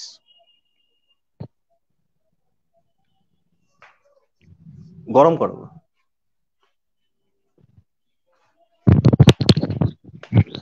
ধন্যবাদ স্যার। স্যার আরেকটা পরবর্তী প্রশ্ন করেছে দেখো, প্রশ্নটি, স্বাগতা ভট্টাচার্য মহাশয়া। হ্যাঁ, তিনি জানতে চাইছেন স্যার অ্যাট প্রেজেন্ট কি পিএইচডির ক্ষেত্রে রিজিওনাল ল্যাঙ্গুয়েজ কোনো ব্যারিয়ার তৈরি হচ্ছে? আর বাংলায় কি সোশ্যাল সায়েন্সে রিসার্চ করা যাচ্ছে না? না না না, এটা আমি আমি আমাদের ইউনিভার্সিটির অভিজ্ঞতা থেকে বলবো, রিসেন্টলি আমাদের ডিপার্টমেন্টেই একদম নতুন নিয়মে, মানে 2016 যে নিয়মে, মানে নতুন যে পিএইচডি নিয়মে একজন বাংলাতে পিএইচডি করেছে এবং সে সাবমিটও করেছে এবং অ্যাওয়ার্ডেডও হবে। আমাদের আমাদের রবীন্দ্র ভারতীর পলিটিক্যাল সায়েন্স ডিপার্টমেন্টেই করেছে বাংলাতে। তাই এটাকে একদম মানে বাংলায় করা যাচ্ছে না এই তথ্য কিন্তু ভুল, বাংলায় করা যায়। এটা ডিপেন্ড করে যে তোমার ডিপার্টমেন্ট বা তোমার গাইড সেটাকে অ্যালাউ করবে কিনা। কারণ ইউজিসি কখনোই বলেনি যে মানে একদম বাংলায় করা যাবে না। কারণ তাহলে যদি হতো তাহলে আমাদের রবীন্দ্র ভারতীতে নতুন নিয়মে কি করে ওই ক্যান্ডিডেট পিএইচডি করলো বা কি করে সাবমিট করলো। নেক্সট। ধন্যবাদ স্যার। তারপরে তনুশ্রী দাস মহাশয় আবার জানতে চাইছেন সে থিওরিটিক্যাল ফ্রেমওয়ার্কটা যদি আবার বলতেন। থিওরিটিক্যাল ফ্রেমওয়ার্ক মানে এই যে আমি বললাম সোশ্যাল সায়েন্সের গবেষণার ক্ষেত্রে থিওরিটা খুব ইম্পর্টেন্ট, যে আমি কোন দৃষ্টিভঙ্গি দিয়ে কোন থিওরিটিক্যাল আউটলুকে আমি বিষয়টাকে দেখছি, এই থিওরিটা খুব ইম্পর্টেন্ট। এবার এইটাকেই আমরা বলি থিওরিটিক্যাল ফ্রেমওয়ার্ক। মানে আমাদের একটা রিসার্চের তো একটা ফ্রেমওয়ার্ক থাকবে, একটা কাঠামো থাকবে। সেই কাঠামোটা আমি কিভাবে দেখছি জায়গাটাকে, থিওরিটিক্যালি আমি কিভাবে দেখছি। আমি বারবার বলেছি এটা হচ্ছে ম্যাক্স ওয়েবারের একটা ঘরানা। তিনি বারবার বলছেন যে আমাদের যে ডেটা আমরা যে ফিল্ড থেকে কালেক্ট করব সেটাকে আমাদের ইন্টারপ্রিট করতে হবে থ্রু থিওরিটিক্যালি। এটা ম্যাক্স ওয়েবার বলছেন, এটা অগাস্ট কোঁতো বলছেন, এটা উইলহেম দিলথেও বলেছেন। তাহলে এটা তো থিওরিটিক্যাল ফ্রেমওয়ার্ক। এবার হতে পারে দুরকম হতে পারে।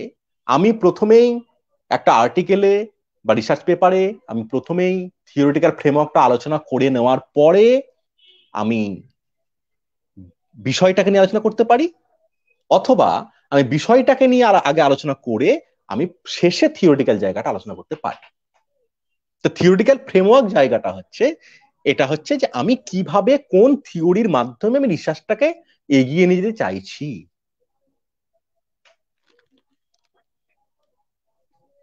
এটা কি mandatory? Definitely.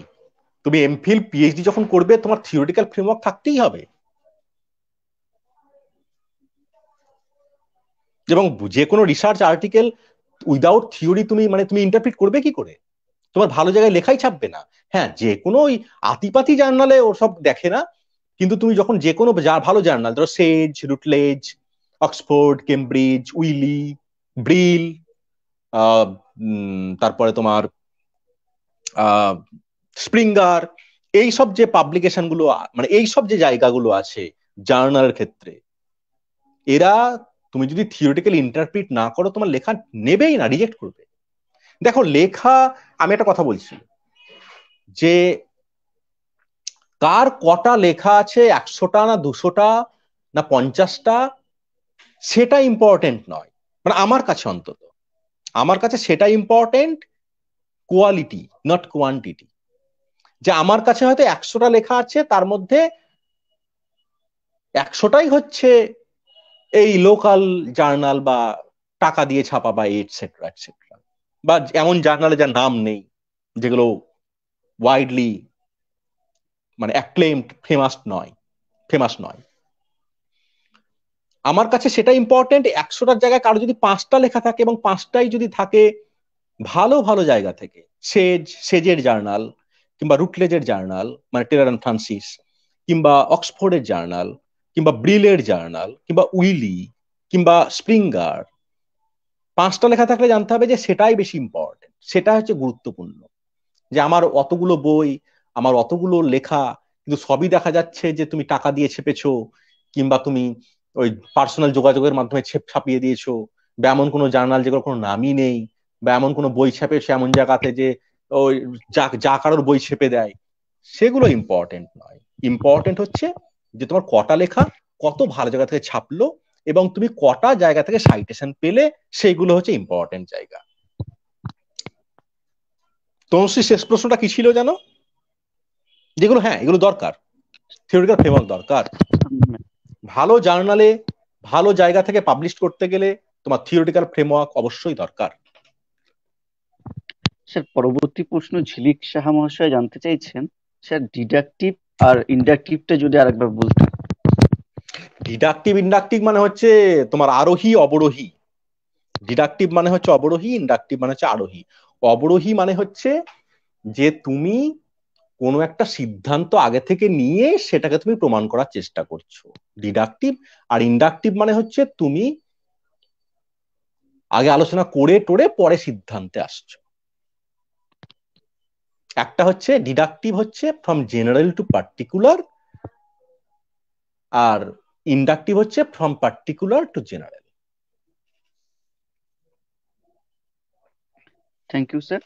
Sir, Swagata Bhattacharya মহাশয় আবার জানতে চাইছেন, স্যার যদি কোনো সোশ্যাল রিফর্মারকে নিয়ে আমি কাজ করি, তাহলে কিভাবে তার থিওরিটিক্যাল ফ্রেমওয়ার্ক তৈরি করবেন, সেটা যদি একটু বুঝিয়ে দেন স্যার।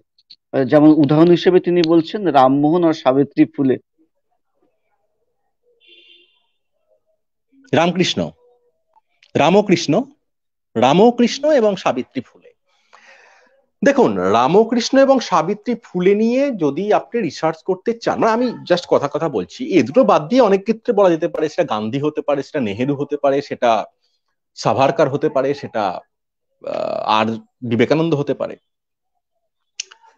আমার তো একটা পার্টিকুলার একটা রিসার্চ কোশ্চেন আছে, সে পার্টিকুলার রিসার্চ কোশ্চেন মানে আমাদের রিসার্চ করার আগে কয়েকটা জিনিস মাথায় রাখতে হয়। তার মধ্যে একটা হচ্ছে রিসার্চ অবজেক্টিভস এবং আরেকটা হচ্ছে রিসার্চ কোয়েশ্চেনস অর হাইপোথিসিস। তো এই যে রিসার্চ কোশ্চেন, যে পার্টিকুলার আমার রিসার্চ কোশ্চেন আছে, সেটা যখন আমি তৈরি করব, তখন তো ডেফিনেটলি আমি ওই বিষয়টাকে কিভাবে দেখতে চাইছি, রামমোহনকে হোক বা সাবিত্রী ফুলেকে হোক আমি দেখতে চাইছি, তো সেটাও তো খুব ইম্পর্টেন্ট একটা জায়গা। তো এই জায়গাটা যখন আমি নির্ধারণ করব যে কিভাবে দেখতে চাইছি, সেটা তো আমি থিওরিটিক্যালি নির্ধারণ করব যে আমি কোন আউটলুক থেকে দেখতে চাইছি।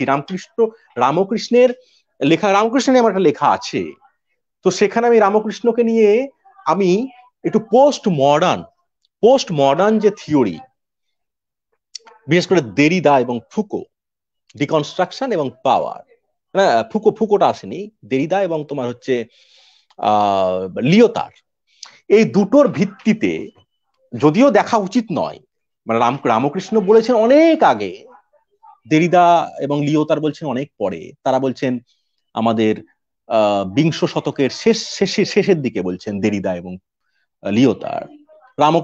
রামকৃষ্ণ দেব বলেছিলেন তোমার আমাদের 19th সেঞ্চুরিতে। তো বিষয়টা হচ্ছে 19th সেঞ্চুরিতে বলেছেন। তো আমি দেরিদা এবং ফুকোকে দিয়ে রামকৃষ্ণকে আমি ব্যাখ্যা করিনি, বরং আমি দেখাতে চেয়েছি যে দেরিদা এবং লিওতারের অনেক যে কথাগুলো, সেগুলো অনেক আগেই রামকৃষ্ণ দেব বলে গেছেন। তা এইটাই হচ্ছে থিওরিটিক্যাল জায়গা, যে আমি কি করে লিঙ্ক করালাম। সাবিত্রী ফুলে নিয়ে আমার গবেষণা নেই, সাবিত্রী ফুলে নিয়ে আমি খুব কম জানি, এটা নিয়ে বলতে পারছি না। তবে ডেফিনেটলি সাবিত্রী ফুলের কোন জায়গাটা যদি বলতে পারেন, নারী মুক্তি না দলিত মুক্তি, তো সেটাতেও তো আমাদের কিছু থিওরি আছে, এক্সিস্টিং থিওরি হোক, বা আপনি নিজেও কোনো থিওরিটিক্যালি সেটাকে ব্যাখ্যা করতে পারেন। সেটা আপনি কিভাবে দেখছেন, উইমেন এম্পাওয়ারমেন্টের দিক থেকে দেখছেন, না উইমেন ইমানসিপেশনের দিক থেকে দেখছেন, না দলিত ইমানসিপেশনের দিক থেকে দেখছেন, না দলিত আইডেন্টিটির দিক থেকে দেখছেন, সেটাও খুব ইম্পর্টেন্ট। হম রামকৃষ্ণ মিশন রামকৃষ্ণ দেবেরটাও দেখছেন যে কিভাবে যত মত তত পথ যখন তিনি বলছেন, যত মত তত পথ। তো রামকৃষ্ণ দেব যখন যত মত তত পথ বলছেন, আর এদিকে পোস্ট মডার্ন থিওরিস্টরা বলছেন যে ইনক্রেডিউলিটি টুয়ার্ডস মেটা ন্যারেটিভস, যে আমাদের যে মেটা ন্যারেটিভ তাদের প্রতি তাদের একটা তোমার অবিশ্বাস বা ডিকনস্ট্রাকশনের কথা যখন দেরিদা বলছেন, তো রামকৃষ্ণদেব তো অনেক আগেই বলছেন যত মত তত পথ। যে আমরা বিভিন্ন ভাবে ভাবতে পারি, বিভিন্ন ভাবে আমরা পথ অন্বেষণ করতে পারি, আমাদের পার্টিকুলার একটাই একটা ডমিন্যান্ট মেটা ন্যারেটিভ থাকতেই হবে এমন কোনো বাধ্যবাধকতা নেই। হ্যাঁ, তো সেটা তো রামকৃষ্ণদেব অনেক আগেই বলছেন, পোস্ট মডার্ন যেটা এখন বলছেন। তো এরকম ভাবে দেখতে পারি আমরা।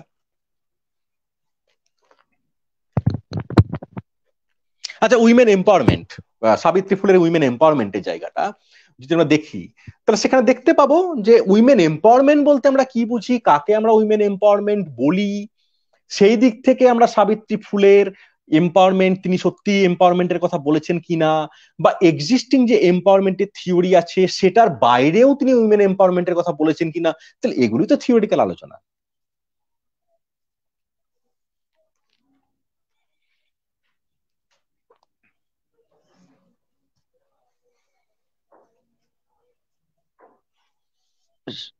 স্যার, আমরা পরবর্তী প্রশ্নের দিকে যাচ্ছি। শারিফুল শেখ মহাশয় জানতে চাইছেন, ব্যক্তিগতভাবে কোনো রিসার্চ করলে সেটা কি কোনো জার্নালকে অ্যাকসেপ্ট করবে? Definitely, definitely. আমার আজ অব্দি যে লেখাগুলো বেরিয়েছে সেগুলো সবই আমার ব্যক্তিগতভাবে করা, হয় আইদার জয়েন্টলি অর সোললি, মানে আমি হয়তো একাই করেছি অথবা আমি জয়েন্টলি করেছি। আমার তো প্রচুর এই যে আজকে যেটা বললাম, এই যে reconsidering the research ethics in social science, হ্যাঁ, এই লেখাটা তো আমি ব্যক্তিগতভাবেই করেছি। হ্যাঁ, এবং আমাদের সোশ্যাল সায়েন্সের ক্ষেত্রে সব থেকে বড় সমস্যা ফান্ডিং এর সমস্যা। আমরা যদি ফান্ডিং এর জন্য হাপিত্তেস করে বসে থাকি, এখন তো ইউজিসি মানে ফান্ডিং করছে না, আর তাহলে আমাদেরকে রিসার্চ করা বন্ধ করে দিতে হবে। তাহলে আমাদেরকে যেটা করতে হবে সেটা হচ্ছে ব্যক্তিগতভাবেই বিভিন্ন বই পত্র সংগ্রহ করা, এবং ইভেন আমি যে পিএইচডিটা করছি সেটাও তো আমি নিজের টাকাতেই করছি, সেটাও তো মানে আমি কোনো জেআরএফ এর ফান্ডিং পাচ্ছি না, কারণ আমি চাকরি করি, তাই আমি জেআরএফ এর ফান্ডিং পাবো না, কোনো ফেলোশিপ পাবো না আর কি। তো আমাদের ম্যাক্সিমাম লেখাপত্র বিদেশের ক্ষেত্রে অনেক ক্ষেত্রে ফান্ডিং এর ব্যবস্থা হয়, ফান্ডিংটা অনেক ফান্ডিং এজেন্সি আছে। আমাদের ভারতে ফান্ডিং এজেন্সি অত্যন্ত কম, এবং আমাদের যে জার্নালগুলো লেখা হয়, জার্নাল আর্টিকেল পাবলিশড হয়, সেগুলো দেখা যাচ্ছে সবই ব্যক্তিগতভাবে করা, প্রায় অধিকাংশই। স্যার, আলোচনার অনেকটা পর্যায়ে আমরা চলে এসেছি। একটা জায়গা আমাদের খুব জানতে ইচ্ছে হয় যে আমরা এই ধরনের কাজগুলো যখন করি, বিশেষ করে আমাদের এই গ্রুপ পরিচালনা করি, আমাদের অনেক ছাত্রছাত্রী থাকে যারা আমরা এমএ পড়ি বা স্নাতকোত্তর যেটা আমরা বলি, আমরা পড়াশোনা করি, তখন আমাদের একটা উদ্দেশ্য থাকে যে গবেষণা করার দিকে। এবার যখন এই গবেষণা করতে আমরা উৎসাহী হই বা একটু চেষ্টা করি, প্রথম চ্যালেঞ্জ যেটা আসে আমাদের সামনে একটা গবেষণা পত্র লেখা। এবার সেখানে কি প্রপোজাল যেটাকে বলি আমরা আর কি, এবার সেই প্রপোজাল লেখা কি এইরকম সাধারণ যে আপনি যে ফর্মুলাটা বললেন এইরকম ভাবে মেনে ওটা চলে, নাকি তার ক্ষেত্রে কোনো বিশেষ কোনো দিক আমাদের মাথায় রাখতে হয়? দেখো, প্রপোজাল লেখার বেসিক জায়গাটা আমি যেটা আলোচনা করলাম সেইটাই, কিন্তু কিছু টেকনিক্যাল কিছু জায়গা থাকে যেগুলো আলোচনা করতে হয়। যেমন প্রপোজাল লেখার ক্ষেত্রে প্রথমেই যেটা আলোচনা করতে হয় সেটা হচ্ছে একটা problem, statement of the problem, সেটা থাকতে হবে।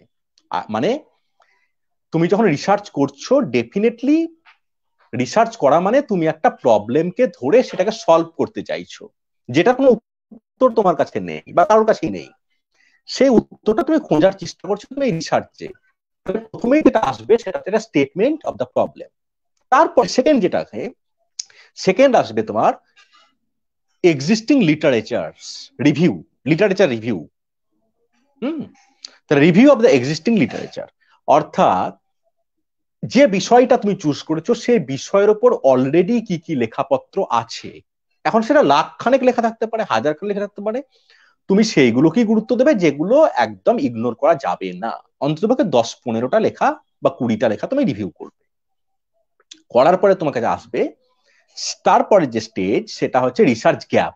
এবার তোমাকে এখানে রিসার্চ গ্যাপ বার করতে হবে, যে অলরেডি আমি এক্সিস্টিং লিটারেচার রিভিউ থেকে এগুলো আনসার পেয়েছি, কিন্তু আমি এই আনসারটা পাচ্ছি না, এইটা রিসার্চ গ্যাপ থেকে গেছে এখন অব্দি। তাহলে এইটাই হচ্ছে তোমার রিসার্চ গ্যাপটাকে তুমি ফুলফিল করতে চাইছো। তার জন্য তোমার কি থাকবে, নেক্সট যেটা থাকবে সেটা থাকবে তোমার রিসার্চ অবজেক্টিভস, যে আমি এবার রিসার্চ করতে চাইছি, আমার রিসার্চের অবজেক্টিভস হচ্ছে এই 1 2 3। তারপরে চলে আসবে রিসার্চ কোশ্চেন অর হাইপোথিসিস। একটা কথা কিন্তু মাথায় রাখতে হবে, প্রথমত রিসার্চ কোশ্চেন এবং হাইপোথিসিস দুটো একসঙ্গে থাকা উচিত নয়। যদিও বিভিন্ন বিশ্ববিদ্যালয়ে আমি জানি এরকম, যে একই সঙ্গে রিসার্চ কোশ্চেন একই সঙ্গে হাইপোথিসিস রাখে, কিন্তু এটা পরিপূর্ণভাবে এটা রং, ভুল। আইদার তোমার রিসার্চ কোশ্চেন অর তোমার হাইপোথিসিস দুটো থাকতে হবে। হাইপোথিসিস মানে তুমি কোনো একটা কিছুকে ধরে নিচ্ছ আগে থেকে, তারপর সেটাকে তুমি প্রুভ করছো, টেস্ট করছো। সেটা তোমার ভাবনাটা সমর্থিত হতে পারে, আবার অসমর্থিত হতে পারে, দুটোই রিসার্চ। রিসার্চ কোশ্চেন মানে তুমি প্রথমে একটা কোশ্চেন রাখছো, সেটাকে তুমি দেখার চেষ্টা করছো, রাইট? এবার হাইপোথিসিস বা রিসার্চ কোশ্চেন কটা হবে, তোমার অবজেক্টিভ যটা আছে ঠিক তটাই। তোমার যদি 3টে অবজেক্টিভ থাকে, তাহলে 3টে অবজেক্টিভের জন্য 3টে রিসার্চ কোশ্চেন অথবা 3টে হাইপোথিসিস। এরপরে যেটা হবে মেথডোলজি, যদি কোন মেথড তুমি ফলো করতে চাইছো, কোয়ান্টিটেটিভ না কোয়ালিটেটিভ। কোয়ালিটেটিভ যদি হয় তাহলে কি, সেখানে কি কি রাখতে চাইছো? সেটা হিস্টোরিক্যাল অ্যানালিসিস হতে পারে, কন্টেন্ট অ্যানালিসিস হতে পারে, সেটা এথনোগ্রাফিক হতে পারে। ডেটা কালেকশন যে সোসাইটিতে করছো তার কি টেকনিক, স্যাম্পলিং এর কি টেকনিক, সেটা স্নোবল স্যাম্পলিং না পারপাসিভ নাকি, এইগুলো তোমার মেথডোলজি থাকতে হবে। তারপরে যেটা থাকতে হবে সেটা হচ্ছে যে তোমার প্রপোজড চ্যাপ্টারাইজেশন। এবার চ্যাপ্টারাইজেশনের ক্ষেত্রে কনক্লুশন, ইন্ট্রোডাকশন আর কনক্লুশনটা হচ্ছে কমন, এটা কমন থাকবেই। এর পাশাপাশি তোমার যটা রিসার্চ অবজেক্টিভস ঠিক তটাই রিসার্চ কোশ্চেন, ঠিক তটাই মেন চ্যাপ্টার। মানে অনেকে ভাবে যে চ্যাপ্টারাইজেশন কিভাবে করব, খুব কঠিন লাগছে। তোমার একটা ফর্মুলা, রিসার্চ অবজেক্টিভস যটা, ধরো 3টে রিসার্চ অবজেক্টিভস, সেই 3টে রিসার্চ অবজেক্টিভস এর উপর ভিত্তি করে 3টে রিসার্চ কোশ্চেন অর 3টে হাইপোথিসিস, এবং 3টে রিসার্চ কোশ্চেন বা 3টে হাইপোথিসিসের এগেইনস্টে 3টে মেন চ্যাপ্টার, আর একটা হচ্ছে তোমার ইন্ট্রোডাকশন, একটা কনক্লুশন। বাস এইরকম ভাবে তোমাকে একটা রিসার্চ প্রপোজাল তৈরি করতে হবে। তা রিসার্চ প্রপোজাল তৈরি করাটা টেকনিক্যাল ব্যাপার। রিসার্চ প্রপোজাল তৈরি করাটা মানে এক্ষেত্রেও দেখতে হবে যে আমি যে টপিকটা চুজ করছি সেখানে ওই যে বললাম আমি যে সোশ্যালি রিলেভেন্ট কিনা, মোরালি ভায়াবল কিনা, প্রাইমারি সেকেন্ডারি সোর্স আমি ঠিকঠাক পাবো কিনা, তারপরে সোসাইটিকে আমি কি কন্ট্রিবিউট করবো রিসার্চের মাধ্যমে, শুধুই কি একটা ডিগ্রি অর্জন করবো, এপিআই স্কোর বাড়াবো, নাকি রিসার্চের আরো আমার হলিস্টিক বা ব্রডার কোনো আমার উদ্দেশ্য থাকবে যে আমি সোসাইটিকে নতুন কিছু দেব, বা ভবিষ্যৎ প্রজন্মের জন্য আরো রিসার্চের একটা জায়গা আমি খুলে যাব। বুঝতে পারলে গৌরগোপাল? খুব সুন্দর। হ্যাঁ স্যার, খুব সুন্দর আলোচনা। আমরা এই আলোচনাকে বজায় রাখবো, কিন্তু দর্শকের কাছ থেকে একটা প্রশ্ন আমি দেখতে পাচ্ছি, আমি একটু স্যার আপনার কাছে জানতে চাইবো। উইথ পেমেন্ট যে আর্টিকেল গুলো আমরা পাবলিশড হয়, সেগুলো কি সিএস এর ক্ষেত্রে ভ্যালুয়েবল বা মূল্যবান? এটা বলা খুব ডিফিকাল্ট, তার কারণ ধরো পৃথিবীতে অনেক জার্নাল আছে, কোন জার্নালগুলো টাকা দিয়ে ছাপে আর কোন জার্নালগুলো ছাপে না, এগুলো ডিটারমিন করাটাই খুব ডিফিকাল্ট। সিএসসির ইন্টারভিউ দেখা যায় যে একজন 10 থেকে 15 মিনিট হয়তো সময় পাচ্ছে, এবার তার মধ্যে আমার কাছে হয়তো এমন অনেক লেখাপত্র একজন ক্যান্ডিডেট এলো, ধরো আমি আমি আমি আমি ধরো নিচ্ছি, ইন্টারভিউ নিচ্ছি, এবার আমার কাছে এমন ক্যান্ডিডেট এলো, তারা হয়তো আমাকে তার রিসার্চ আর্টিকেল দিল আমাকে। এবার আমি কি দেখে বুঝতে পারবো যে হোয়েদার এই লেখাটা সত্যি মানে প্রিডেটারি কিনা? এগুলোকে প্রিডেটারি বলা হয়, মানে টাকা দিয়ে লেখা ছাপলে সেই জার্নালকে বলা হয় প্রিডেটারি জার্নাল। তাহলে এই লেখাটা প্রিডেটারি কিনা বা টাকা দিয়ে ছাপিনি কিনা সে তো বোঝা মুশকিল, খুব ডিফিকাল্ট। কিন্তু ক্যাটাগরিক্যালি আমাদের ইউজিসি কেয়ার বলে দিয়েছে যে প্রমোশনের ক্ষেত্রে, নিয়োগের ক্ষেত্রে এই প্রিডেটারি জার্নালগুলো একদম বাতিল, কোনো লেখা দেওয়া মানে এর কোনো লেখার কোনো ভ্যালু পাওয়া যাবে না। কিন্তু সিএসসির ইন্টারভিউয়ে আমি তো এক্সপার্ট নই, আমি জানি না এক্সপার্টরা কি পদ্ধতিতে ওনারা দেখেন যে প্রিডেটারি কিনা বা লেখা দিয়ে মানে টাকা দিয়ে ছাপানো হয়েছে কিনা, জানি না আমি। যদি কেউ জানতে পারে যে সত্যি এই লেখাটা টাকা দিয়ে ছাপা, তাহলে নাম্বার পাবে না। কিন্তু জানবে কি করে, সেটাও প্রশ্ন। স্যার ওই একটা দেখছিলাম প্রশ্ন, স্যার তনুশ্রী দাস মশাই আবার জানতে চাইছেন যে ভালো আর্টিকেল পড়ার যদি কোনো আপনি সাইট বলে দেন বা আপনার জানা আছে যদি। গুগল স্কলার, মানে ফ্রি জার্নাল যদি পড়তে চাও, গুগল স্কলার বা রিসার্চ গেটে প্রচুর ফ্রি জার্নাল পাওয়া যায়, মানে ফ্রি আর্টিকেল পাওয়া যায়। সেখান থেকে সেজ, আমি ভালো ভালো বলতে গেলে আমি বোঝাতে চাইছি, Sage, Routledge, Oxford, Cambridge, Brill, Springer, Wiley, এই প্রত্যেকটা জার্নালগুলোই ভালো জার্নাল যেটা বার করে। এর বাইরেও কিন্তু অনেক ভালো জার্নাল আছে, আমি এর মধ্যে সীমাবদ্ধ থাকতে চাইছি না। এর বাইরেও কিন্তু অনেক অনেক ভালো জার্নাল আছে। তোমাদেরকে দেখতে হবে যে একটা জার্নাল কতদিন ধরে পাবলিশড হচ্ছে, তার রিচ কতটা। হ্যাঁ, এর বাইরেও অনেক ভালো জার্নাল আছে, সেগুলো তোমাদের একটা অভিজ্ঞতা লাগবে আর কি, একটু মানে দেখতে। মোটামুটি একটু জার্নাল দেখলেই বোঝা যায়, দু একটা আর্টিকেল পড়লেই বোঝা যায় যে জার্নালটা সত্যি ভালো কি না, ভালো কি ভালো নয় আর কি। তো সেটা তোমাদেরকে মানে বা মোটামুটি তুমি গুগল স্কলার দেখো, রিসার্চ গেট দেখো, একাডেমিয়া দেখো, সেগুলো তো অনেক ভালো ভালো জার্নাল পাওয়া যায়। তাছাড়া জেস্টোরে প্রচুর জার্নাল আছে, কিন্তু জেস্টোর তো পেড, জেস্টোর তো ফ্রি নয়। মোটামুটি ফ্রি হচ্ছে তোমার গুগল স্কলার। গুগল স্কলারও অনেক খারাপ জার্নালও আছে, আবার ভালো জার্নালও আছে। রিসার্চ গেট দেখতে পারো। স্যার তারপরের প্রশ্নে আমরা যাচ্ছি। শরীফুল শেখ মহাশয় জানতে চাইছেন, স্যার রিসার্চ কোশ্চেন অ্যান্ড হাইপোথিসিসের মধ্যে কোনটাকে আমি গ্রহণ করলে আমার সুবিধা হতে পারে, আর হাইপোথিসিস অ্যান্ড কোশ্চেন এর জন্য কি আলাদা আলাদা রিসার্চ টাইপ ইউজ হয়?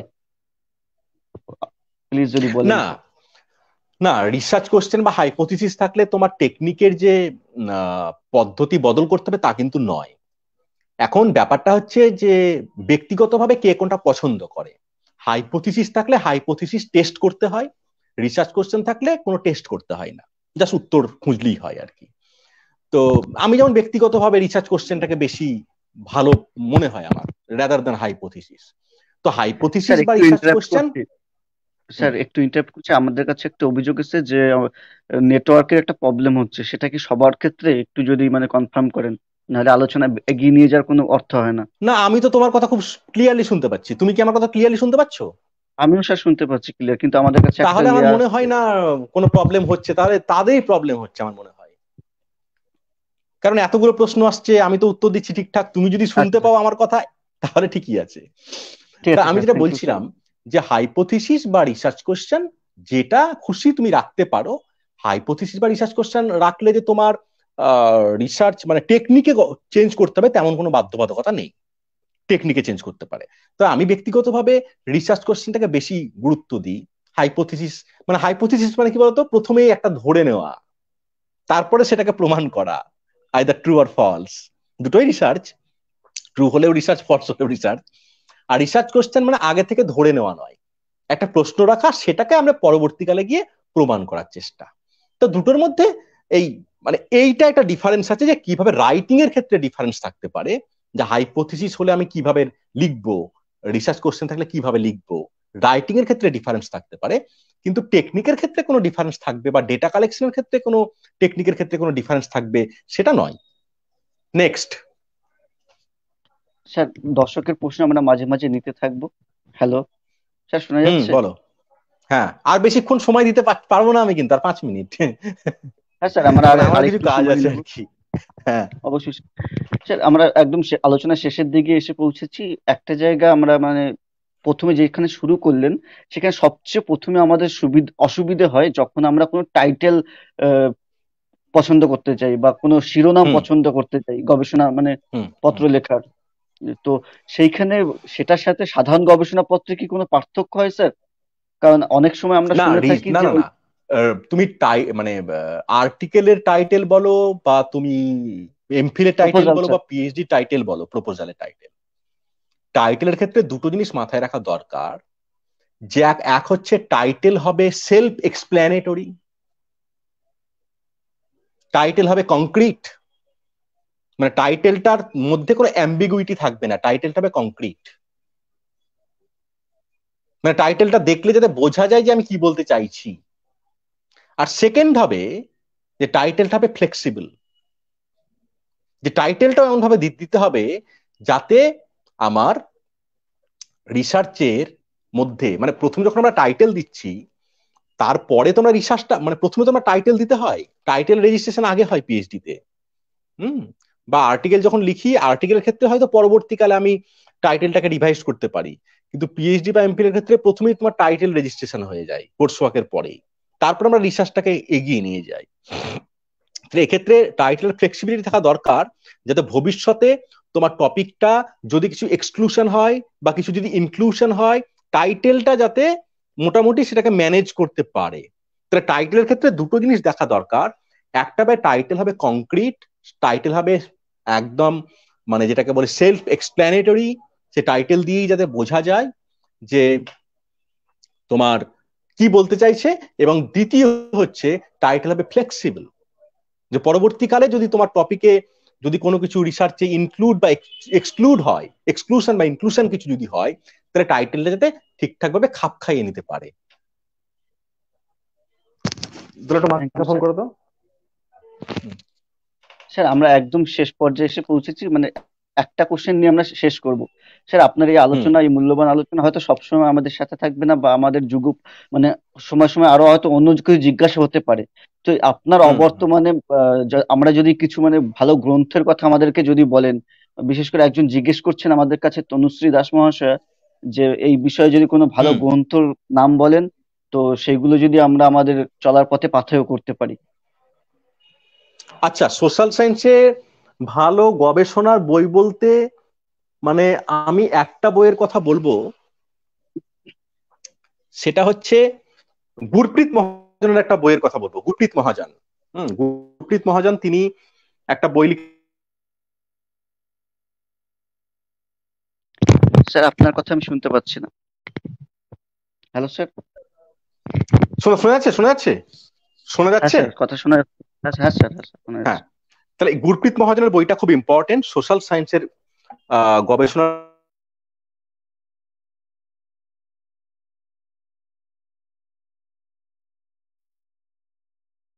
এটা বইটা হচ্ছে এই যে, দেখতে পাচ্ছ? হ্যাঁ স্যার, আমরা দেখতে পেয়েছি। এই বইটার কথা বলবো। সেই বইটা হচ্ছে revisiting qualitative methods in social science research, edited by Bonita Aleaz. এবং দুঃখিত, যান্ত্রিক এই বাধ্যবাধকতা চলতেই থাকবে। হ্যালো, শুনতে পাচ্ছ? হ্যাঁ স্যার হ্যাঁ স্যার, শুনতে পাচ্ছি, বলুন। হ্যাঁ, বনিতা আলেজ তিনি কলকাতা বিশ্ববিদ্যালয়ে ছিলেন, এক্স প্রফেসর। আর পার্থপ্রতিম বসু, তার নামটা সবাই জানি, তিনি যাদবপুর বিশ্ববিদ্যালয়ে আছেন। ওনারা দুজন একটা বই এডিট করেছেন, সেটা হচ্ছে revisiting qualitative methods in social science research. এই বইটা খুব ইম্পর্টেন্ট। গুরপ্রীত মহাজনের বইটা খুব ইম্পর্টেন্ট।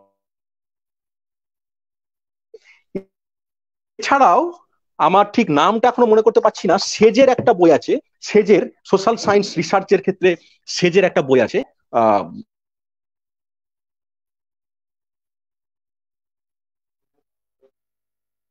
হচ্ছে তোমার methods in social science research বলে একটা বই আছে সেজের, সেজ থেকে। তোমরা যদি কেউ ইন্টারেস্টেড হও, আমি বইটা তোমাদেরকে মেলে পাঠিয়ে দিতে পারি, তাহলে তোমরা একটু আমার সঙ্গে কন্ট্যাক্ট করতে পারো মেলে। আমার মেল আইডি হচ্ছে debnathkunal@ymail.com, debnathkunal@ymail.com। তোমরা যদি লিখে দাও কেউ ভালো হবে এখানে। চ্যাট আমি লিখে দিচ্ছি এখানে, আমি তো লিখতে পারবো। না স্যার, আমাদের আমি মেল আইডিটা লিখে লিখলে আর দিচ্ছি। সুবিধা হবে।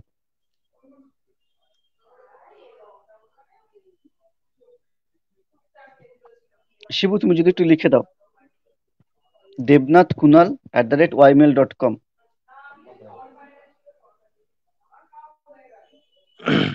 দেখো আমি প্রাইভেট চ্যাটে লিখে দিয়েছি, এটাকে কপি করে তোমরা লিখে দাও devnathkunal@ymail.com। সেইটাতে তোমরা আমাকে যদি বলো, সেক্ষেত্রে আমি কিছু রিসার্চ নিয়ে কিছু বই আমি পাঠিয়ে দিতে পারবো। এথনোগ্রাফি নিয়ে যেমন বোয়ারের একটা বই আছে, BOWER, বোয়ার, তার একটা এথনোগ্রাফি নিয়ে খুব ভালো বই আছে। তারপর এই বইটা বললাম যেটা পার্থপ্রতিম বসু এবং বনিতা আলেজ ম্যাডামের, বইটাও খুব ভালো বই। এখানে তোমরা কোয়ালিটেটিভ মেথড নিয়ে অনেক কিছু জানতে পারবে।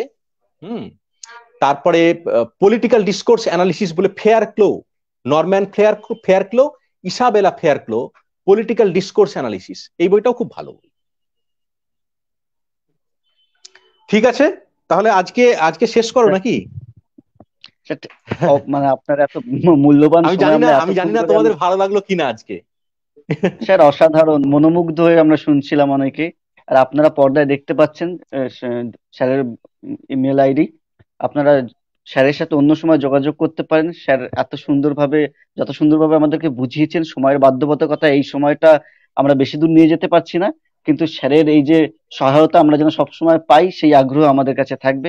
সেই জন্য স্যারের এই ঐকান্তিক প্রচেষ্টা। আর তো আমরা আমাদের এই আলোচনার একদম শেষ পর্যায়ে চলে এসেছি। মনে হচ্ছিল যে আলোচনা আমরা অনেকক্ষণ নিয়ে যাই, দর্শকদের আগ্রহ দেখতে পাচ্ছি তুমুল, তা সত্ত্বেও কিছু বাধ্যবাধকতা, কিছু সমস্যা আমাদেরকে পেরিয়ে আমাদের যেতে হয়। যেমন একদম শুরুর কথা যদি বলি, শুরুতেই প্রযুক্তিগত সমস্যার জন্য আমাদেরকে একটু সমস্যায় পড়তে হয়েছিল। তো সেই পরিস্থিতি কাটিয়ে উঠে আমরা যখন এগোলাম, তখন আমরা একটা সমস্যার পরে যখন ঝড় থেমে গেলে যেমন একটা নিস্তব্ধতা, একটা শান্তি ফিরে আসে, সেই রকমই একটা মনে হচ্ছিল স্যারের আলোচনা। এত সুন্দর মনোমুগ্ধ আলোচনা স্যার, সত্যি। আর বিশেষ করে এই আলোচনাটা আমাদের যেমন তীব্র আকাঙ্ক্ষিত একটি আলোচনা। যখন আমরা স্নাতকোত্তর পর্যায়ে পড়ি, তার পরের পৃথিবীটা আমাদের কাছে একটা ধূসর বর্ণের স্যার, সত্যি কথা বলতে। তখন মনে হয় যে আমরা এই পরবর্তীকালে কি করব। এই গবেষণার বিষয়গুলো নিয়ে আমরা কিন্তু খুব একটা আলোচনার পরিসর পাই না, বা বন্ধু বান্ধব মহলে আমরা আলোচনা করতে পারি না, কারণ আমাদের কাছে সেরকম প্রপার গাইডেন্স থাকে না। কিন্তু সেইখানেই আমাদের মনে হয়েছিল যে আমরা এই ধরনের একটা আলোচনা করি, এবং সেই আলোচনা আপনার মতো একজন সহায়ক বা স্যার আমাদের কাছে, আমাদের পাথেয়, আমাদের প্রদর্শক, তিনি এগিয়ে এসেছেন। তিনি আমাদেরকে সুন্দর করে এতক্ষণ বুঝিয়ে দিলেন কিভাবে আমরা গবেষণা করতে পারি। তার বিভিন্ন জটিলতা, হয়তো এটা আগেই আমরা বললাম এটা একদম সাফিসিয়েন্ট হয়তো হতে পারে না, তবুও আমরা চেষ্টা করেছি স্যারের কাছ থেকে জেনে নেওয়ার যে আমাদেরকে কোন জায়গাগুলোকে সমস্যায় পড়তে হয়। আচ্ছা, একটা কথা, একজন জিজ্ঞেস করছে যে আমার সঙ্গে যোগাযোগ করা যাবে কিনা। আমি বলছি যে হ্যাঁ, মেল আইডি দিয়েছি, যে কোনো সময় যোগাযোগ করতে পারো, যে কোনো সময় যোগাযোগ করা যেতে পারে মেল আইডিতে, নো প্রবলেম।